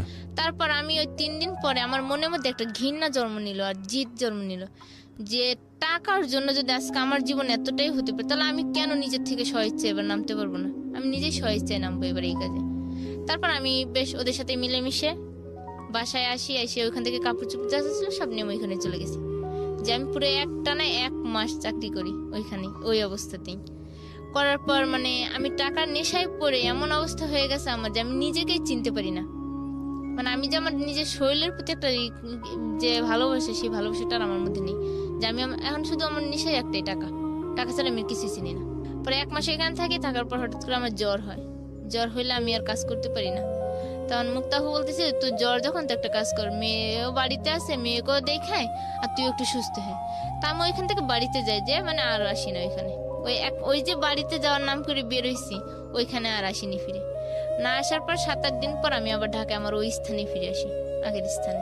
এসে 3-4 দিন থাকি। থাকার পর আর রুবেল নাম ছিল একটা ছেলের, ফ্লাক্স লোডের মানে রিসার্চ করতো টাকা পয়সা মোবাইলে, বিকাশের দোকানের মতো। ওই ছেলেটা আমার দেখে বলতেছে যে কিরে ময়না, তুই এখানে কি করছিস? এতদিন ছিলি না, কই ছিলি? আমি কই গেছিলাম একটা কাজে, আমি এখানে এখন আসছি এই জায়গা। এই জায়গায় থাকবি? আমি কই হ্যাঁ। তো ওর সাথে যখন কথা বলছি, একটা ছেলে ওর দোকানের ভিতর বসা আমাকে দেখছে। যে মানে আমি এখন যেরকম চলি তখন অন্যরকম ছিলাম। তখন আমি আর কি যেমন জিন্সের প্যান্ট গেঞ্জি এগুলোই পরতাম, ওইখানে থাকা অভ্যাস হয়ে গেছে। পড়ার অবস্থাতে আমার দেখে ওই ছেলেটা বলছে এই মেয়েটা কে রে? এই মেয়েটা আগে এখানে চাকরি করতো, নর্মাল ভাবে আসছিল, কিন্তু এখন এই মেয়েটারা চেনাই যায় না। মেয়েটার পরিচয় এখন অন্যরকম হয়ে গেছে, ওই বলতেছে। তো আমি আবার হাসতে চলে আসছি। আইসে বাসায় ঢুকছি, ঢুকার পর আমার সেলিনা ডাক দিছে, কয় তোরে ডাকতেছে রুবেল। আমি গেছি আবার ওই দোকানে।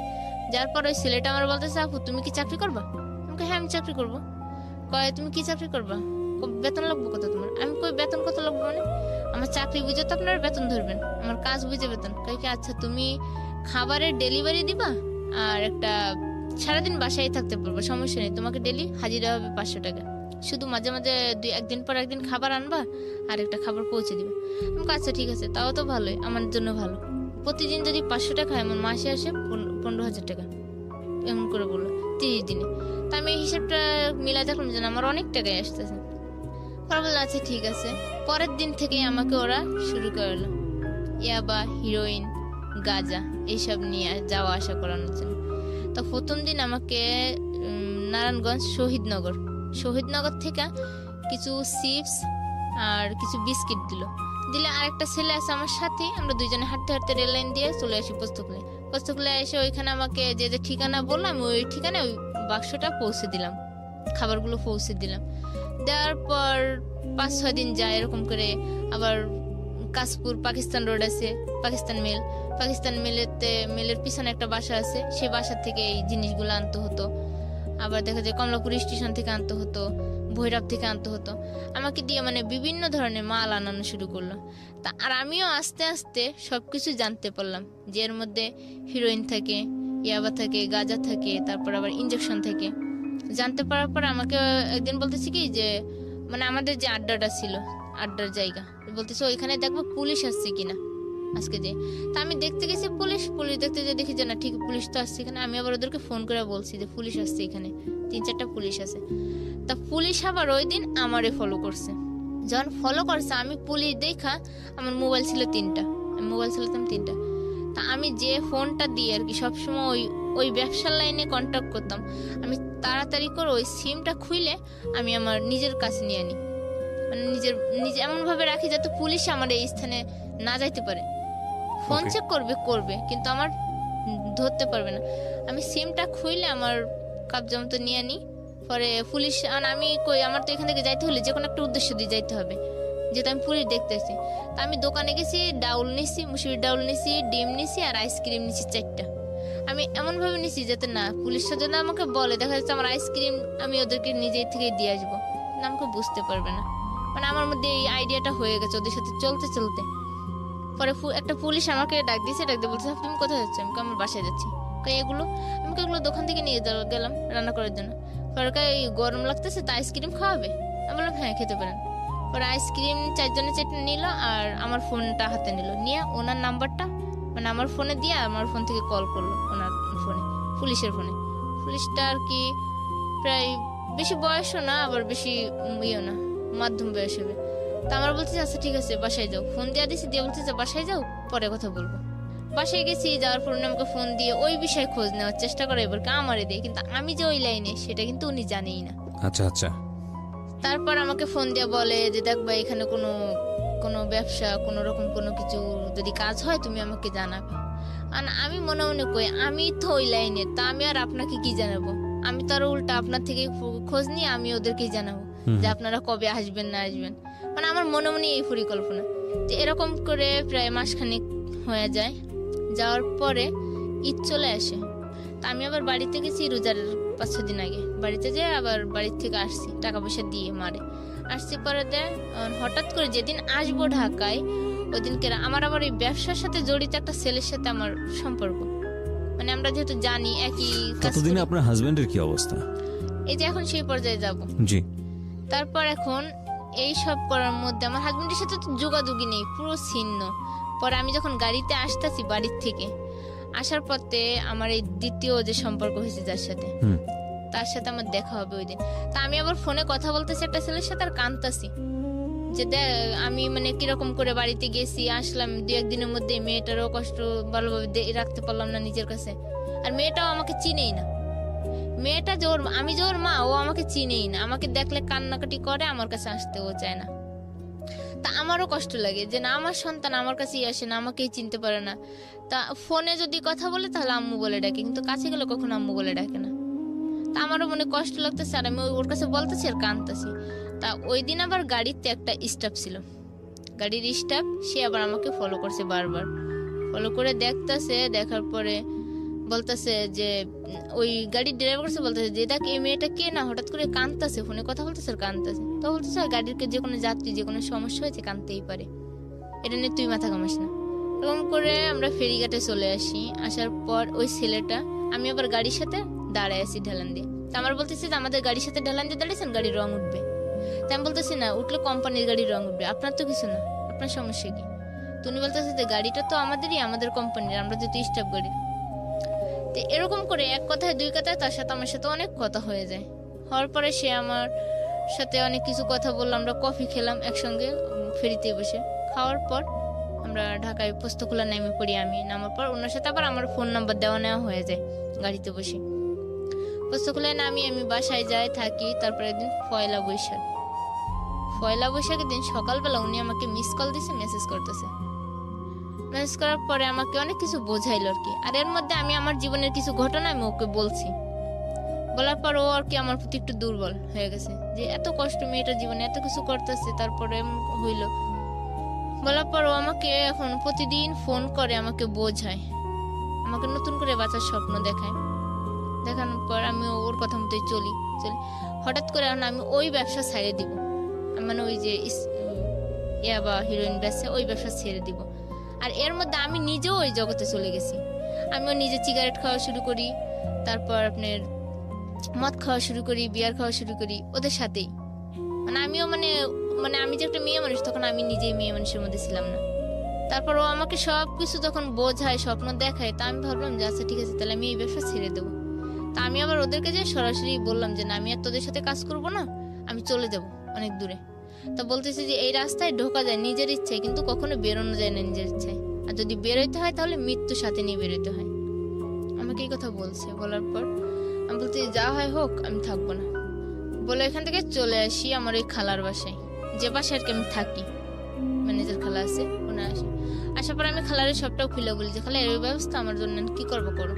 তা বলতেছে যে তুই তো একটা ছেলের সাথে কথা বলিস, তোর খুব সম্পর্ক ভালো, তো ওই ছেলেটারে বলে দেখ তোর জন্য যদি কিছু করে।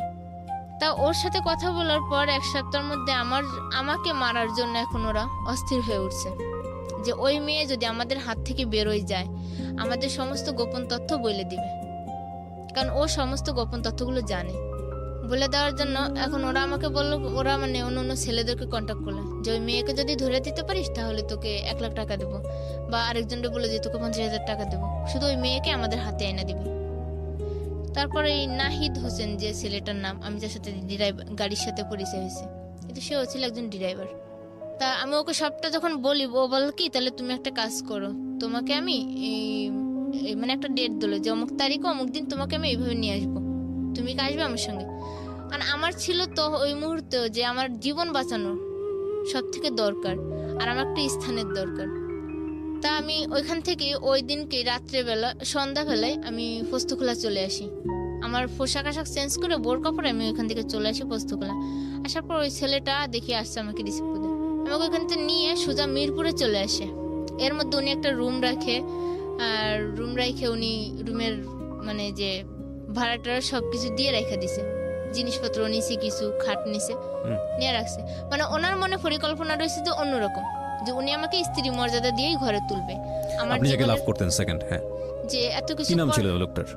ওর লোকটা ছিল হোসেন মোল্লা। হোসেন মোল্লা, ওকে। হ্যাঁ, তো ওই লোকটার পুরোপুরি সিদ্ধান্ত ছিল যে এই মেয়েটা ভালো খারাপ, সবকিছু জানতো আপনার সম্পর্কে? হ্যাঁ, সবকিছু জানতো। ওনার সঙ্গে পরিচয় কি আপনার এই লাইনেই? হ্যাঁ, না এই লাইনে না, মানে ওই গাড়ি থেকেই। ওই যে গাড়িতে বললো যে ছেলেটা রং উঠে যাবে গাড়ির, সেই ছেলেটাই। তা আমাকে বলছে, বলার পর আমি ওর সাথে সবকিছুই শেয়ার করলাম, আর কোনো কিছু বাধা রাখিনি। ওনার মনে পরিকল্পনা ছিল যে উনি আমি যখন একটা খারাপ মেয়ে, আমাকে ভালো করবে, করে উনি ওনার স্ত্রী মর্যাদা দিয়ে আমাকে ঘরে নেবে। তারপর উনি আমাকে সবটা বলে, মিরপুরে আনার পর উনি রাত্রেবেলা আমাকে সবটা খুলে বললো যে ওনার ফ্যামিলিতে কে কে আছে, ওনার বাচ্চা আছে, বউ আছে, আর মা বাবা সবাই আছে, আর উনি আমাকেও স্ত্রী মর্যাদা দিয়ে তার কাছে রাখবে। কিন্তু আমাকে হয়তো নিজের মতো করে চলতে হবে, আমি পরিশ্রম করবো, আমার টাকায় কিছু চলতে হবে, আর সে আমাকে সবটা দিবে না, কিছুটা হলেও দিবে।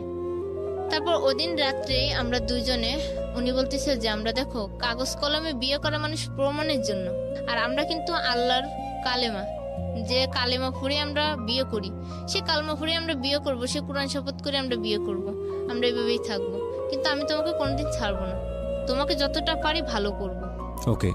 বলার পর ওদিনকার রাত্রে আমরা কোরআন হাতে নিয়ে দুইজনেই নিজেরাই শপথ করি, নিজেরাই বিয়ের যতটা নিয়ম। ওখানে আর কেউ ছিল না? না, শুধু আমরা দুইজনেই ছিলাম। কিন্তু এভাবে তো বিয়ে হয় না, আমি যতদূর জানি। বিয়ে হয় না। তারপর মানে বলছে, বলার পর ওই রাত্রেই আমরা মানে ওইভাবে ওই রাতটা কাটাই দিই ওখানে। দেওয়ার পর পরদিন সকালে ওনার একটা বন্ধু রামপুরা থাকে, সে বন্ধুটা আসছে, বন্ধুটা আমার বিষয়ে সবকিছু জানছে, জানার পর আসছে। আসার পর বলতেছে যে তাহলে তোর একটা চাকরি দেওয়া দরকার, তোর এইভাবে থাকতে পারবো না। পরের দিন আবার আমরা দুইজনেই ওই লোকটার সামনে আবার ওই একই শপথ নিলাম, ওই লোকের সামনে। হ্যাঁ, যে আমরা আজ থেকে দুজন স্বামী স্ত্রী কবুল বললাম, বলার পরে মানে বলছি যে যতদিন বাঁচবো দুজন দুজনের থেকেই বাঁচবো, কখনো আর কেউ কারো ছিন্ন হবো না। এভাবে এটা আপনার আগের হাজবেন্ডকে ডিভোর্স না দিয়েই? হ্যাঁ, ডিভোর্স না দিয়ে আমি এই কাজগুলো করতেছি। করার পর হঠাৎ করে রোজা চলে আসলো, রোজা শেষ, ঈদে আমি বাড়িতে গেছি। বাড়িতে যাওয়ার পর আমার স্বামী, ওই যে স্বামী প্রথম স্বামী আবার ঈদের দিন রাত্রে আমাদের বাড়িতে আসছে, যে আমি বাড়িতে গেছি খোঁজ পেয়ে বাড়িতে গেছে। কতদিন পরে আপনার সঙ্গে দেখা হলো? 1 বছর 3 মাস পর। 1 বছর 3 মাস পর? হ্যাঁ, 1 বছর 3 মাস পর সে আমার কাছে গেল। যাওয়ার পরে আমি ওনাকে দেখে মানে আমি নিজেই সহ্য করতে পারতেছি না, মানে আমি ওনাকে এত পরিমাণ ঘৃণা করি এখন, আর এতটা মানে অপছন্দ করি যে ও লোকটা কেন আমার বাড়িতে আসলো। আমি আমার আব্বুরে বলতেছি যে তোমরা জানো যে ও আসবে, তাহলে আমিই আসতাম না, তাহলে তোমরা তোমাদের জামাইকে আদর করে পাঠিয়ে দিতে, আমি আসতাম না। কিন্তু আমার এত যে কাহিনী হয়ে গেছে দিক থেকে, কিন্তু আমার ফ্যামিলিতে কেউ জানে না, কারণ মান সম্মানের ব্যাপার নিয়ে আমি আর কি কাউকে কখনো কিছু বলিনি। তারপরে স্বামী আসছে, রাতটা পার হয়েছে, সকালবেলায় ওনার সাথে আমি পার্সোনাল ভাবে কথা বলতে চাইছি। তো উনি আমার বলতেছে কি বলবো বলো। তো উনি আমার হাত ধরছে, আমি হাত ধরার সঙ্গে সঙ্গে বলছি দেখেন আপনার হাত ধরার মতো কোনো অধিকার নেই আমার গায়ে, একমাত্র একজনেরই অধিকার আছে, সেটা হলো হোসেনের। একবার ডিরেক্টলি বলে দিয়েছেন? আমি একবার সরাসরি বলে দিছি যে আমার শরীরে টাচ করার মতো একমাত্র অধিকার আছে হোসেনের, আপনার কোনো অধিকার নেই। যে স্ত্রীর খোঁজ নিলেন না আজকে 1 বছর হয়ে গেল, তার গায়ে হাত দেন কোন সাহসে। এই কথা বলার পর সে মানে চোখের পানি ছেড়ে দিছে, চোখের পানি ছেড়ে দিয়েই হাঁটতে হাঁটতে মানে আমাদের বাড়ি থেকে একটু দূরে চলে গেছে, যে কাঁদতাছে, বসে বসে কাঁদতেছে। আর আমি এদিক থেকে মানে আমি ওনাকে সহ্য করতে পারতেছি না, আর ওনার একটা বড় ভাই ছিল বাহিরে, চাচাতো ভাই, সেও আসছে আমাদের বাড়িতে। আসার পর আমি বলতেছি যে দেখেন, আমি ভাইয়ার বলতেছি ভাই আপনারা যে জন্য আসছেন সেটা হবে বৃথা, আপনারা চলে যান, আমি যাব না কোনোদিন আর ওই সংসারে, কারণ আমি যে স্যাপ একবার ফালছি সেটা আর আমি কখনো তুলে নেব না। তা ভাইয়া বলতেছি তুমি এত একটা মেয়ে মানুষ হয়ে এত জিদের কথা বললো না, এর জন্য তুমি পরে পস্তাইবা। আমি বলতেছি যা পস্তানোর আমি পস্তাই নিছি, আমার আর পস্তানোর কোনো কিছু বাকি নেই। তা আমার বলতেছি তুমি এই কথা কেন বলতেছো। আমি কই না, বলার যে কোনো কারণ আছে বলেই বলতেছি। ভাইয়া ওই কথা শুনে ওখান থেকে চলে যায় ঘরে। যাওয়ার পর আমি আমার কাপড় চোপড়ের ব্যাগটা গুছাই নিয়ে সোজা আমি হেঁটে বাড়ির পিছনের রাস্তা দিয়ে, ওরা সামনের দিকে আছে, আমার বাবা মাও সামনের দিকে, আমি পিছন থেকে বেরিয়ে পিছন থেকে ডাইরেক্ট চলে আসি বাগেরহাট, আমার ফোনটা সুইচ অফ করে। আর ওদিকে তো সবাই আমাকে খোঁজাখুঁজি করতেছে। বাগেরহাট এসে আমি হোসেনকে ফোন দিছি, হোসেনকে ফোন দেওয়ার পর হোসেন বলতেছে তুমি এখানে দাঁড়াও, আমি আসতেছি বাড়ি থেকে। ওদের বাড়ি থেকে আসতে প্রায় 10-15 মিনিট লাগে। তো ফোন দিছে, ও আসছে, আইসা ওইখান থেকে আমাকে ওর বন্ধুর বাসায় নিয়ে গেছে, বন্ধুর বাসায় নিয়ে ওখানে রাখছে, রেখে ও বাড়িতে গেছে। বাড়িতে যে ও আবার বিকালে একসাথে আমরা ঢাকায় আসবো। এদিকে আমার ফোন সুইচ অন করছি প্রায় 5টা 5:30টার দিকে, গাড়িতে ওঠার আগে। তখন আমার আম্মু ফোন দিয়ে বলতেছে যে তুই এরকম করে বাড়ি থেকে চলে গেলি, কিন্তু তোর মেয়ে তো আমরা এখন দিয়ে দেবো, আমরা তো আর রাখবো না, কারণ তুই আমাদের মান সম্মান রাখলি না, তাহলে তোর মেয়ে রেখে আমরা কি করবো। তাই আমি বলতেছি মেয়ে দিয়ে দিবা, দাও, দেখি তোমাদের কেমন সাহস, তোমরা মেয়ে দিয়ে কিভাবে থাকতে পারো, মানে আমিও একটু জোর গলায় কথা বলতেছি। তা হোসেন আবার আমাকে জিজ্ঞেস করতেছে যে গাড়ির মধ্যে এরকম করে কথা বললো না, সমস্যা হতে পারে। তা আমি বলতেছি কি করব, আমি আর এত চাপ নিতে পারতেছি না, মানে আমার চারিদিকে টেনশন যন্ত্রণায় আমি নিজেই এখন অস্থির হয়ে যাচ্ছি। তো বলার পরে আম্মুরে যখন বলছি যে মেয়ে দিয়ে দাও, কিন্তু আমার আম্মু দিবে না, কিন্তু আমার আব্বু ফুরনিয়ার যে মেয়ে দিয়ে দিলে হয়তো আমার মেয়ে ওই সংসারে ফিরে যাবে। এই করে ওরাও নাইটে বাড়িতে যাবে, আমার স্বামী আর ওই তার ভাই। তারপর আমার আব্বু কি করলো, আমার মেয়েকে ওর আব্বুর সাথে দিয়ে দিছে পর আমার আম্মু তো কানতে কানতে অজ্ঞান হয়ে যেতেছে, যে নাতিকে এত আদর করে মানুষ করলাম সেই নাতিটা নিয়ে যাইব। আর আমার আম্মু তো আর আব্বুর উপর কথা বলতে পারতেছেই না, যেহেতু দিয়ে দেবে, মেয়ে যাবে, মেয়ের টানে, হয়তো সন্তানের টানে মাও যদি ফিরা যায়। কিন্তু এটা ছিল মানে আমার আব্বুর ধারণা, কিন্তু আমার আম্মু জানে যে না, আমার মেয়ে যেটা করে সেটা করেই ছাড়ে, আর যেটা বলে সেটা বলেই করে। আমার আম্মু এই বিশ্বাসটা আমার প্রতি ছিল আর কি, যে ও এক জিদি, যা করবে তাই করেই ছাড়ে। তা ওরা মেয়েকে দিয়ে দেয়, কিন্তু আমি জানি না যে মেয়েকে সত্যিই দিয়ে দেবে। মেয়েকে যখন নিয়ে ওরা চলে গেছে কিশোরগঞ্জ, তখন আমাকে বলে যে, আমি বলতে যে মা মরিয়াম কই, ফরদিন ফরিদা, মরিয়ামের সাথে আমি কথা বলবো। তোর আব্বু তো তোর মেয়ে দিয়েই দিছে, এখন আর কার সাথে কথা বলবি। এই তো আমার কাছে মানে মন মানসিকতা যে মেয়ের জন্য এত কিছু করতেছি, নিজের জীবনের চিন্তা ভাবলাম না, আর সেই মেয়ে কিনা আজকে তোমরা দিয়ে দিলে, তাহলে তোমাদের সাথে আমি আর কোন যোগাযোগই রাখবো না। এই বলে আমার আব্বু আম্মুর সাথে প্রায় 5-6 মাস যোগাযোগ বন্ধ করে দিই, দিয়ে আমি কান্নাকাটি করি, কাজ করি, মানে অন্যরকম হয়ে গেছি, পুরো মানসিক রোগীর মতো হয়ে যায়। কিন্তু নাহিদ আমাকে সবসময় বোঝাতো, সবসময় করতো। কোন নাহিদ এটা? মানে হোসেন, ওর নাম আমি নাহিদ রাখি। ওকে, তো এই কাজ করি বলতে কি তখনও আপনি এই পেশাতেই ছিলেন নাকি না, অন্য কোনো ওখান থেকে পেশা? পুরো বেরোয় এসেছেন। ওকে বেরোয় এসে হোসেন আমাকে পুরো ভালো করে তোলে। ওকে কিন্তু ও সবসময় আমাকে বলতো যে তুমি কিছু করো আর না করো, তুমি 5 ওয়াক্ত নামাজ পড়বা আর ভালো ব্যবহার করবা, আগের মতো কোনো রকম ব্যবহারও করবা না, চলাফেরাও করবা না, জি 5 ওয়াক্ত নামাজ পড়বা। তা আমি বললাম আচ্ছা ঠিক আছে। কিন্তু আমি নামাজ পড়তাম, 2 দিন পড়তাম, 3 দিন পড়তাম, পরে আর মানে মাথায় কাজ করতো না যে আমি কি করব। জি এভাবেই প্রায় 2 বছর চলে যায়। নাহিদের বউ বাচ্চাও চলে ঠিকভাবে, আমিও চলি ঠিকভাবে। থাকার পর হঠাৎ করে মানে ওর সাথে আমার সাথে ঝগড়া শুরু করতে লাগলো। ঝগড়া হয়, ও আমার অতীত নিয়ে কথা বলে আর আমাকে মারে। নাহিদ? হ্যাঁ, এই নাহিদ আর কি, আমাকে অতীত নিয়ে কথা বলে মারে। আর ও যদি আমাকে ডাইনে হাঁটতে বলে আমি বাঁয়ে হাঁটি। যে আমি যখন মায়েরই খাই তাহলে আমি তো সোজা পথে চলে মার খাবো না, বাঁকা পথেই চললে আমি মার খাবো। আর আমি যে কাজ করি না ও আমাকে সেই কাজে সন্দেহ করে বেশি। চাকরি করতে যায়, 10 জনের সাথে চলতে গেলে কথা বলতেই হয়, কিন্তু ও সেই কথা বলাটাকে ও অন্যরকম ভাবে নিয়ে নেয়। যে হয়তো দেখা যাচ্ছে ও আবার মনে হয় ওই লাইনে চলে গেল, আবার মনে হয় ওই ছেলেদের পাল্লায় পড়লো। এরকম করে সন্দেহ বাড়তে থাকে, ঝগড়াঝাটি মারামারি শুরু হয়, থাকতে থাকি। হঠাৎ করে আমি আমার অনেক পুরনো আর কি, পুরনো বলতে এই মানে ওই পেশার মধ্যেই থাকা একটা ছেলের সাথে পরিচয় আমাদের বাড়িতে, হিন্দু ছেলেটা। তো ওর সাথে আমার সাথে মোবাইলে যোগাযোগ করে আমি চিটাগাং চলে যাই। এই সংসার ছেড়ে চিটাগাং চলে গেছি, যাওয়ার পর সেখানে থাকি। কিন্তু এই নাহিদকে ছাড়া আমি মানে চলতেই পারি না। আমি যতই যা করি না, কিন্তু 1 দিন 2 দিন গেলে আমি আর ওর কথা না মনে করে আর চলতে পারি না। মানে ওকে ছাড়া এখন আমি আর থাকতেই পারি না। একটা দিন যদি না দেখি মনে হয় কি কত বছর মনে দেখি না, মনে হয় নিজের সন্তান বলে থাকতে পারতাছি, কিন্তু ওকে ছাড়া থাকতে পারতাছি না। এমন অবস্থায় আমার দাঁড়ায় গেছে। তারপরে চিটাগাং যে একদিন থাকার পর আমি ওর কাছে ফোন করি। ফোন করার পর ও কান্নাকাটি করে অনেক, বলে যে তুমি যা করতেছো ভালো করতেছো না, তুমি একটা মুসলমান মেয়ে হয়ে কেন হিন্দু ছেলের কাছে গেলে, তুমি ফিরে আসো, তোমাকে আমি 24 ঘন্টা সময় দিলাম, তুমি কালকে সন্ধ্যা 7টার মধ্যেই তুমি ঢাকায় থাকবা, তা না হলে হয়তো ওর জীবন দিয়ে দেবে, না হলে ওর একটু কিছু করে বসবে। তা আমি আমার এই ভয়টা পেয়ে যে আমাকে এতটা ভালো বানাইলো, যে আমাকে এতটা ভালোবাসলো, ভালোবাসার অর্থ বুঝাইলো, ভালোভাবে বাঁচার অর্থ বুঝাইলো, তাহলে তার কথা শুনেই চলে যায়। তা চিটাগাং থেকে আবার ওই হিন্দু ছেলেটা অফিসে গেছে, আমি ওইখান থেকে আবার চলে আসছি ওকে না জানে, ঢাকায় আসছি। আসার পর আমি আবার ওইখান থেকে যে মামার বাসায় ছিলাম, হিন্দু ছেলের মামার বাসার থেকে একটা সিঁদুরের কৌটা আমার সঙ্গে নিয়ে আসি, যে ও যদি আমাকে কোনো রকম মারধর করে তাহলে আমি বলবো কি যে আমি এই হিন্দু ছেলের সাথে আমার বিয়ে হয়ে গেছে, আমার সিঁদুর পরানো হয়ে গেছে, ওনাকে মিথ্যা বলবো। আমার মনে মনে অবস্থা করে আমি সিঁদুরের কৌটা নিয়ে এসেছি।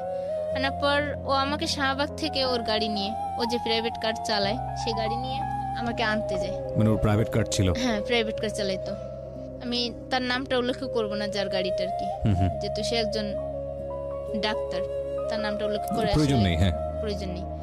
তারপর ও আমাকে ওখান থেকে নিয়ে সোজা বাসায় এসে রুম খোলে, রুমের দরজা লাগায়, আমাকে অনেক কথা জিজ্ঞেস করে যে আমি কিনা ওইখানে কোনো ফিজিক্যাল সম্পর্ক হয়েছে কিনা কারোর সাথে, মানে কারোর সাথে কোনো খারাপ ব্যবহার করছি কিনা, মানে সবকিছু জানার পর আমি বলতেছি না, আমি গেছি একটা দিন, গতকালকে দিনে গেছি, আর একটা দিন থাকছি, রাতটা থাকছি, চলে এসেছি।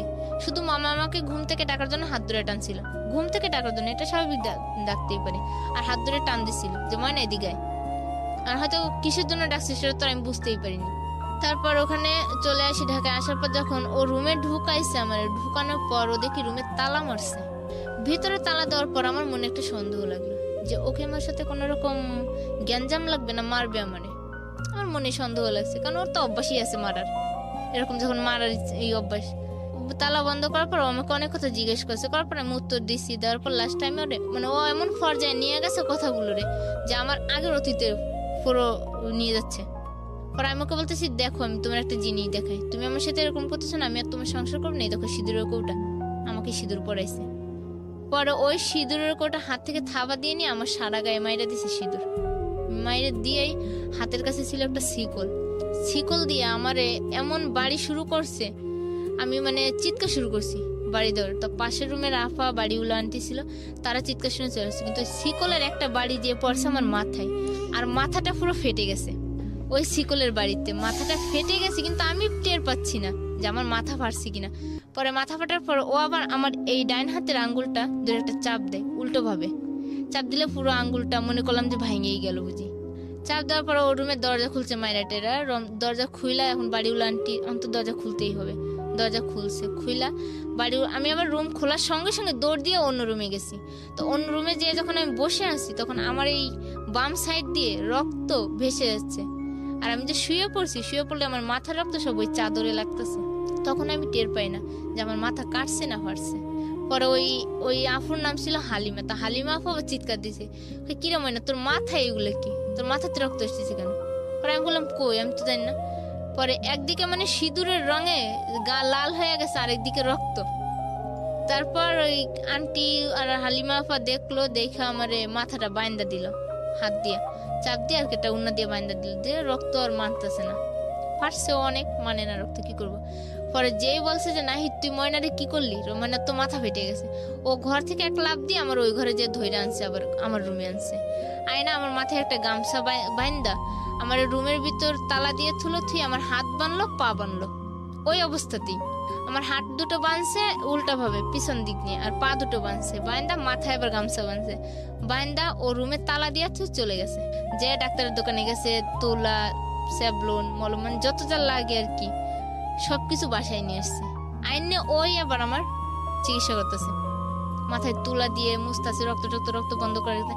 সবাই বলতেছে ডাক্তারের কাছে, কিন্তু ও তখন ভয় পাচ্ছে যে ডাক্তারের কাছে নিলে তো হয়তো যে কোনো একটা কিছু বলতে পারে, ও আমাকে ডাক্তারের কাছে নিবেই না। নানার জন্য ওইভাবে ওরকম করে আমাকে সুস্থ করে তোলে, আমি হাঁটতে পারি না, চলতে পারি না, ডাক্তারের কাছে নিয়ে যায়, ওষুধ আনে, খাওয়ায়, পুরোপুরি সুস্থ করে ভালোভাবে জীবনযাপন শুরু করি ওই দিন থেকেই। তারপর থেকেই মানে আমার জীবনে এমন একটা শিক্ষা হইলো যে আমি আর কোনো ছেলেদের সাথেই কথা বলবো না, ওই মার খাওয়ার পর। পরে এইভাবে থাকতে থাকতে প্রায় বছর খানেক হয়ে যায়, প্রায় 2 বছরই হয়ে গেছে ওর সাথে সংসার এরকম করে। কিন্তু এদিকে আমার মেয়ের খোঁজ খবর আমি নিই, মাঝে মাঝে ফোন করে। মেয়ের চাচি আছে, আমার সে বড় যা, তার সাথে কথা বলি, যোগাযোগ করি। মামা শ্বশুর আছে, তাদের সাথেও কথা বলি, যোগাযোগ করি। পুরো মানে সবকিছুই ভালোভাবে চলে। হঠাৎ করে ওর বউ ঢাকায় আসবে, আমার নাহিদের বড় বউ ঢাকায় আসবে। তখন বলছে, এখন বলতেছে আমার রুমে এসে থাকবে, আর আমাকে ছদ্মবেশে অন্য রুমে থাকতে হবে। আমার স্বামী আমাকে এই কথা বলতেছে। বলার পর আমি বললাম যে তা আচ্ছা ঠিক আছে, আমি তোমার সব কথাই মানবো, তুমি যেহেতু আমার জন্য এত কিছু করেছো, আমি তোমার এই কথাটা মানতে রাজি। কিন্তু ওর বড় বউ আসলো ঢাকায়, আসার পর যখন আমার রুমে থাকতেছে রাত্রেবেলা, আমার দেখে মানে আমার এত কষ্ট লাগতেছে যে আমি বলার বাইরে, যে আমার স্বামী আমার চোখের সামনে আরেকটা মেয়ে নিয়ে রাত্রে ঘরে ঘুমাবে, তাও কিনা আমার বিছানায়, আমার রুমে। তারপর আমি অন্য রুমে থেকে শুধু কান্নাকাটি করতেছি, আর আমার স্বামী আমাকে ইশারায় বুঝাইতেছে যে তুমি কান্দো না। আর ওর মেয়ে আমারই কোলে, তখন ওর ওই মেয়ে আমার কোলে, আমি নিতাছি, ঘুরতাছি, কিন্তু আমার তো কষ্টে বুকটা ফেটে যেতেছে যে আমি কি করতেছি। আর বাসার সবাই আমারে বলতেছে যে তুই একটা মেয়ে হয়ে কি করে এত কিছু সহ্য করতেছিস। কিন্তু তারপর আমি সমস্ত কিছু মাইনে নেওয়ার পর ওর ওই বউ বাড়ি চলে যায়। যাওয়ার পর ওর সাথে আমার অনেক ঝগড়া করলাম আমি, যে তুমি এরকম করো আমার সাথে, আমি তোমার সাথে আমি সন্দেহ কাজ করো তো করিই না, তাও তুমি আমার সন্দেহ করো। আর আমার সামনে যে তোমার বউকে নিয়ে আমার রুমে থাকলে সেবেলায় কোনো অপরাধ না, শুধু আমারটাই অপরাধ ধরো। আমি যদি একটা ছেলের সাথে ভালো কথা কইলে অপরাধ ধরো, খারাপ কথা দিলে অপরাধ। মানে এই বিষয় নিয়ে পারিবারিকভাবে অনেক ঝগড়া হয়। ঝগড়া হওয়ার পর ও আমাকে মারে। আবার যখন মারে তখন আমাকে মাইরে টেরে পরে একদিন পর আমাকে বাজার করার জন্য টাকা দেওয়া যায়। আমি কি করি, বাজার করার টাকা দিয়ে আমি বাড়িতে চলে গেছি পলায়। বাড়িতে যে আমার পুরো সিদ্ধান্ত যে আমি আর আসবোই না ঢাকা, আর ওর সাথে কোনো যোগাযোগই করবো না। এবার বাড়িতে থাকি 1 মাসের মতো, 1 মাস 25 দিনের মতো থাকি। থাকার পর এখন দেখি যে না, ওরে ছাড়া আমার জীবন চলতেছেই না, আমি ভালো থাকতে পারতেছি না। মন শুধু ওর কাছেই থাকে সারাক্ষণ, যে ও তো আমার যতটা আঘাত দিছে তার থেকে দ্বিগুণ তো ভালোবাসছে, আমাকে ভালো করছে, ভালোভাবে বাঁচা শেখাইছে। মানে ওর ভালো দিকটা মনে করতে গেলে আমার সবকিছু ভুলে যেতে হয়, আমার কষ্টের দিক কথাগুলো। তারপর আস্তে আস্তে যোগাযোগ করতে করতে আমি ঢাকায় আসি।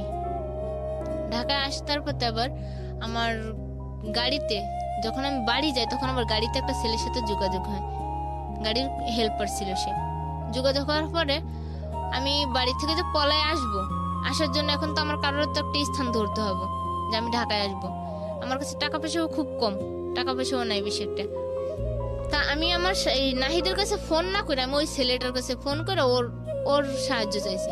তো আমার বলতেছে তুমি রাত্রেবেলা আসবা পলায় বাড়ি থেকে, তো একটা ছেলের কাছে একটা পরিচয় নিয়ে তো থাকতে হইবে একটা বাড়িতে, তুমি আর আমি স্বামী স্ত্রী পরিচয় নিয়ে থাকবো। তাই আমি বললাম আচ্ছা ঠিক আছে, স্বামী স্ত্রীর পরিচয় দিয়ে থাকবো। তো থাকার পর ওই ছেলেটার সাথে আমি ওই রাত্রে ওইখানে স্বামী স্ত্রী পরিচয় দিয়ে থাকি। থাকার পর পরের দিন নাইটে পরে সারাদিন থাকি, রাত্রেবেলা আমরা গাড়িতে ঢাকায় আসি। ঢাকা আসার পর ওই ছেলেটা আমাকে ওর মামির বাসায় নিয়ে রাখে। তুমি মামির বাসায় থাকবা, কাজ করবা? আমি কই না, আমি মামির বাসায় থাকবো না, আমি মিরপুরেই যাবো, মিরপুরে আমার কাজ আছে, আর আমি ওইখানে গেলে হয়তো ভালো থাকতে পারবো। মিরপুরে আমার একটা বান্ধবী ছিল সুরমা নাম করে, সে বান্ধবীর বাসায় আসি। আসার পর মানে এদিকে তো নাহিদের সাথে প্রায় সম্পর্ক শেষ, তারপরও মাঝে মাঝে ফোনে কথা হয়। নিজেদের মধ্যে ভুল বোঝাবুঝিটা ভাবি যে ভাঙাই নিলে হয়তো ভালো হবে। বান্ধবীও বোঝায়, নাহিদকে ডাকে ওর বাসায়, ডাকার পর দুজনের সামনাসামনি অনেক কথা বোঝায়, অনেক কিছু বোঝানোর পর নাহিদের সাথে আমার আবার সম্পর্কটা জোড়া লাগে। এই গেছে 17 সালের আর কি, 2017 সালের ফেব্রুয়ারি মাসের 1 তারিখে আমরা রুম নিই, স্বামী স্ত্রী রুম নিয়ে থাকি আমরা। বেশ 1 বছর ভালোভাবেই চলে, সংসারটা অনেক ভালোভাবেই চলতেছে। কিন্তু তার মধ্যে ফেব্রুয়ারি মাসে যখন রুম নিব তখন ও আমাকে বারবার একটা কথা বলতেছে তার আগে, যে দেখো তুমি যা করতেছো ভাইবে চিন্তা করো, আমি কিন্তু তোমাকে 1 টাকাও দিতে পারবো না। তা আমার মাথায় চিন্তা করতে যে 1 টাকা না দেখ, আমি গার্মেন্টস করতে পারবো, গার্মেন্টস করে আমার সংসার আমি চালাতে পারবো, কিন্তু ও তো আমার পাশে থাকবে। তা এর মধ্যে আবার ওই ফেব্রুয়ারি মাসের আগে ও আমাকে মারে, মানে আমারই একটা ভুলের জন্য। ও আমাকে একটা কথা জিজ্ঞেস করেছে, আমি ওর কাছে না স্বীকার করছি যে না আমি এই কাজটা করিনি, কিন্তু আসলে যে এই অন্যায়টা আমি কইরা আসছি বাড়ির থেকে, কিন্তু ও জানে, ও জানতে পেরে আমাকে বারবার দিয়েছে। কিন্তু ও যখন আমার কোরআনের দোহাই দিয়ে বলল যে তুমি কি কোরআন হাতে নিয়ে বলতে পারবা, তাই আমি বললাম যে না আমি এই কথাটা বলতে পারবো না। তখন আমার সত্যটা ওর কাছে স্বীকার করে নিলাম। নেওয়ার পর ও আমাকে এমন ভাবে মারলো, আমার বাম পাশের চোখের নিচ পুরো কালো হয়ে যায় রক্তে, আবার ঠোঁট মুখ অনেক দাগে ভরা যায়, মানে সব রক্তের স্পট। আমার হাত একটা মানে এমন ভাবে ব্যথা দিছে, হাত ফুলা উঠছে, ডাইন হাতটা। অফিসে গিয়ে সবাই বলছি কি যে আমার কলপারে পড়ে গিয়ে এই অবস্থা হয়েছে। কিন্তু ও আমার সাথে মারার পর আমাকে আমার নাকের উপরে এমন জোরে একটা বাড়ি মারে ইট দিয়া, তা আমার নাকটা আর কি মানে রক্ত বেরোতো নাকের উপর দিয়া। পরে আমি এখন কি করব, মানে ও ফোন বন্ধ করে দিছে, আমার ফোনটাও নিয়ে গেছে, এখন আমি কি করব মাথায় কিছু আসে না। আর আমার এই বান্ধবী বোঝায় ও ঠিকই আসবে তোর কাছে, তোর বিশ্বাস যেহেতু আছে ও ঠিকই তোর কাছে ফিরে আসবে। আসার পর আমি তাও ওর পিছু আমি রাস্তা পর্যন্ত গেছি, ওই রাস্তায় যাওয়ার পর ও আমাকে মারছে, রাস্তায় ফেলায়, রাস্তার আমাদের গেটের সামনে গিয়া মারছে। মায়েরা এমন মার দিছে আমার, আমি পুরো অজ্ঞান হয়ে গেছি এখানে। অজ্ঞান হয়ে যাওয়ার পর আমার এই বান্ধবী বাসার থেকে বেরিয়ে আসে যে ও এতক্ষণ হয়েছে গেছে, এখনো আসতেছে না কেন। আসে দেখে আমি রাস্তার ভিতরে অজ্ঞান। পর আমার বান্ধবী আর তার বোন আর একটা মেয়ে ছিল, সেই মেয়েটা আমাকে ধরে উঠাইছে। ওঠানোর পর ওই নাহিদ বাসায় না গিয়া আবার ফিরে এসছে ওইখানে। আয়সা যখন ওরা আমাকে তুলছে, আমার জ্ঞান ফিরাইছে, তখন ও এসে আবার আমার পেটে লাথি মারছে একটা, আমার নিচ পেটে, মানে এত জোরে একটা লাথি মারছে মায়ের। হ্যাঁ নাহিদেই, মানে এমন জোরে একটা লাথি মারছে, মায়েরা বলতেছে কি তোর জীবনটাই আমি আজকে বের করে দেবো, তুই যাতে আর এরকম কোনো কাজ না করতে পারোস। তাও মারছে পরে ওরা 3 জনে ফিরাইছে, ফিরে আমাকে নিয়ে গেছে বাসায়। যাওয়ার পর নাহিদরা আমি এখন ওর জন্য পুরো পাগল। ও যে আমাকে এতটা মারছে বা কষ্ট দিছে তাতেও আমার কষ্ট মনে হচ্ছে না, তাও মানে ওর জন্যই আমি পাগল, যে ওই আমার জীবনে থাকবে আর আমি ওর জীবনে থাকবো, তাও আমি ওকে ছাড়তে পারবো না। মায়েরটা চলে গেছে, তারপর 2 দিন পরে আমার নাক থেকে এত রক্ত পড়ে, আমি মানে কিছুই করতে পারতেছি না, কি করব। আমার কাছে একটা টাকাও নেই যে আমি নিজের জন্য ডাক্তার দেখাবো। নাহিদও পুরো যোগাযোগ বন্ধ। তারপর আমি হঠাৎ করে আমার মাথায় একটা বুদ্ধি আসলো যে মানুষ তো টাকার জন্য কত কিছুই করে, তা আমি না হয় লাস্ট পর্যায়ে একটা ভিক্ষার থালা না হয় আমার হাতে উঠবো। আমি এটাই মনে মনে ভাবলাম যে আমি ভিক্ষা করবো, তাহলে ভিক্ষা করে হলো আমি নিজের জীবন বাঁচাবো, কিন্তু আমি আগের জগতে আর ফিরবো না, আগের মতো আর খারাপ কাজ করে টাকা আনবো না, মানে আমার চিন্তা ধারণা এটাই আসলো। তারপর আমি অফিস ছুটি নিলাম 5টায় নিয়ে, আমার একটা বোরকা ছিল তখন, বোরকাটা মানে নর্মালি গ্রাম এলাকার বোরকা, ওটা পরে মুখটা ভাইদে উন্না দিয়া আমি পুরো চলে গেছি, মানে কষ্টে ঠেলে যে কি করবো টাকার জন্য। পরে আমি পুরো মিরপুরে 1 নম্বরে মার্কেটে লোকের কাছে টাকা চাইলাম। টাকা চাওয়ার পর 199 টাকা না কয় টাকা যেন উঠছে, তাও অনেক পরিশ্রমের পর। কিন্তু তখনই বুঝতে পারলাম যে ভিক্ষা করে টাকা ইনকাম করা কত কঠিন, আর ওই জগতে থাকার কত সহজ। ওই জগৎ বলতে যে প্রস্টিটিউশনের যে জগৎটার কথা বলতেছেন, হ্যাঁ ওই জগৎটায় থেকে সোজা একটা কাজ, নিজেই চলে গেলাম, টাকা পেয়ে গেলাম। আর এই যে ভিক্ষা করে টাকাটা আনা কত পরিশ্রম, 10 জনের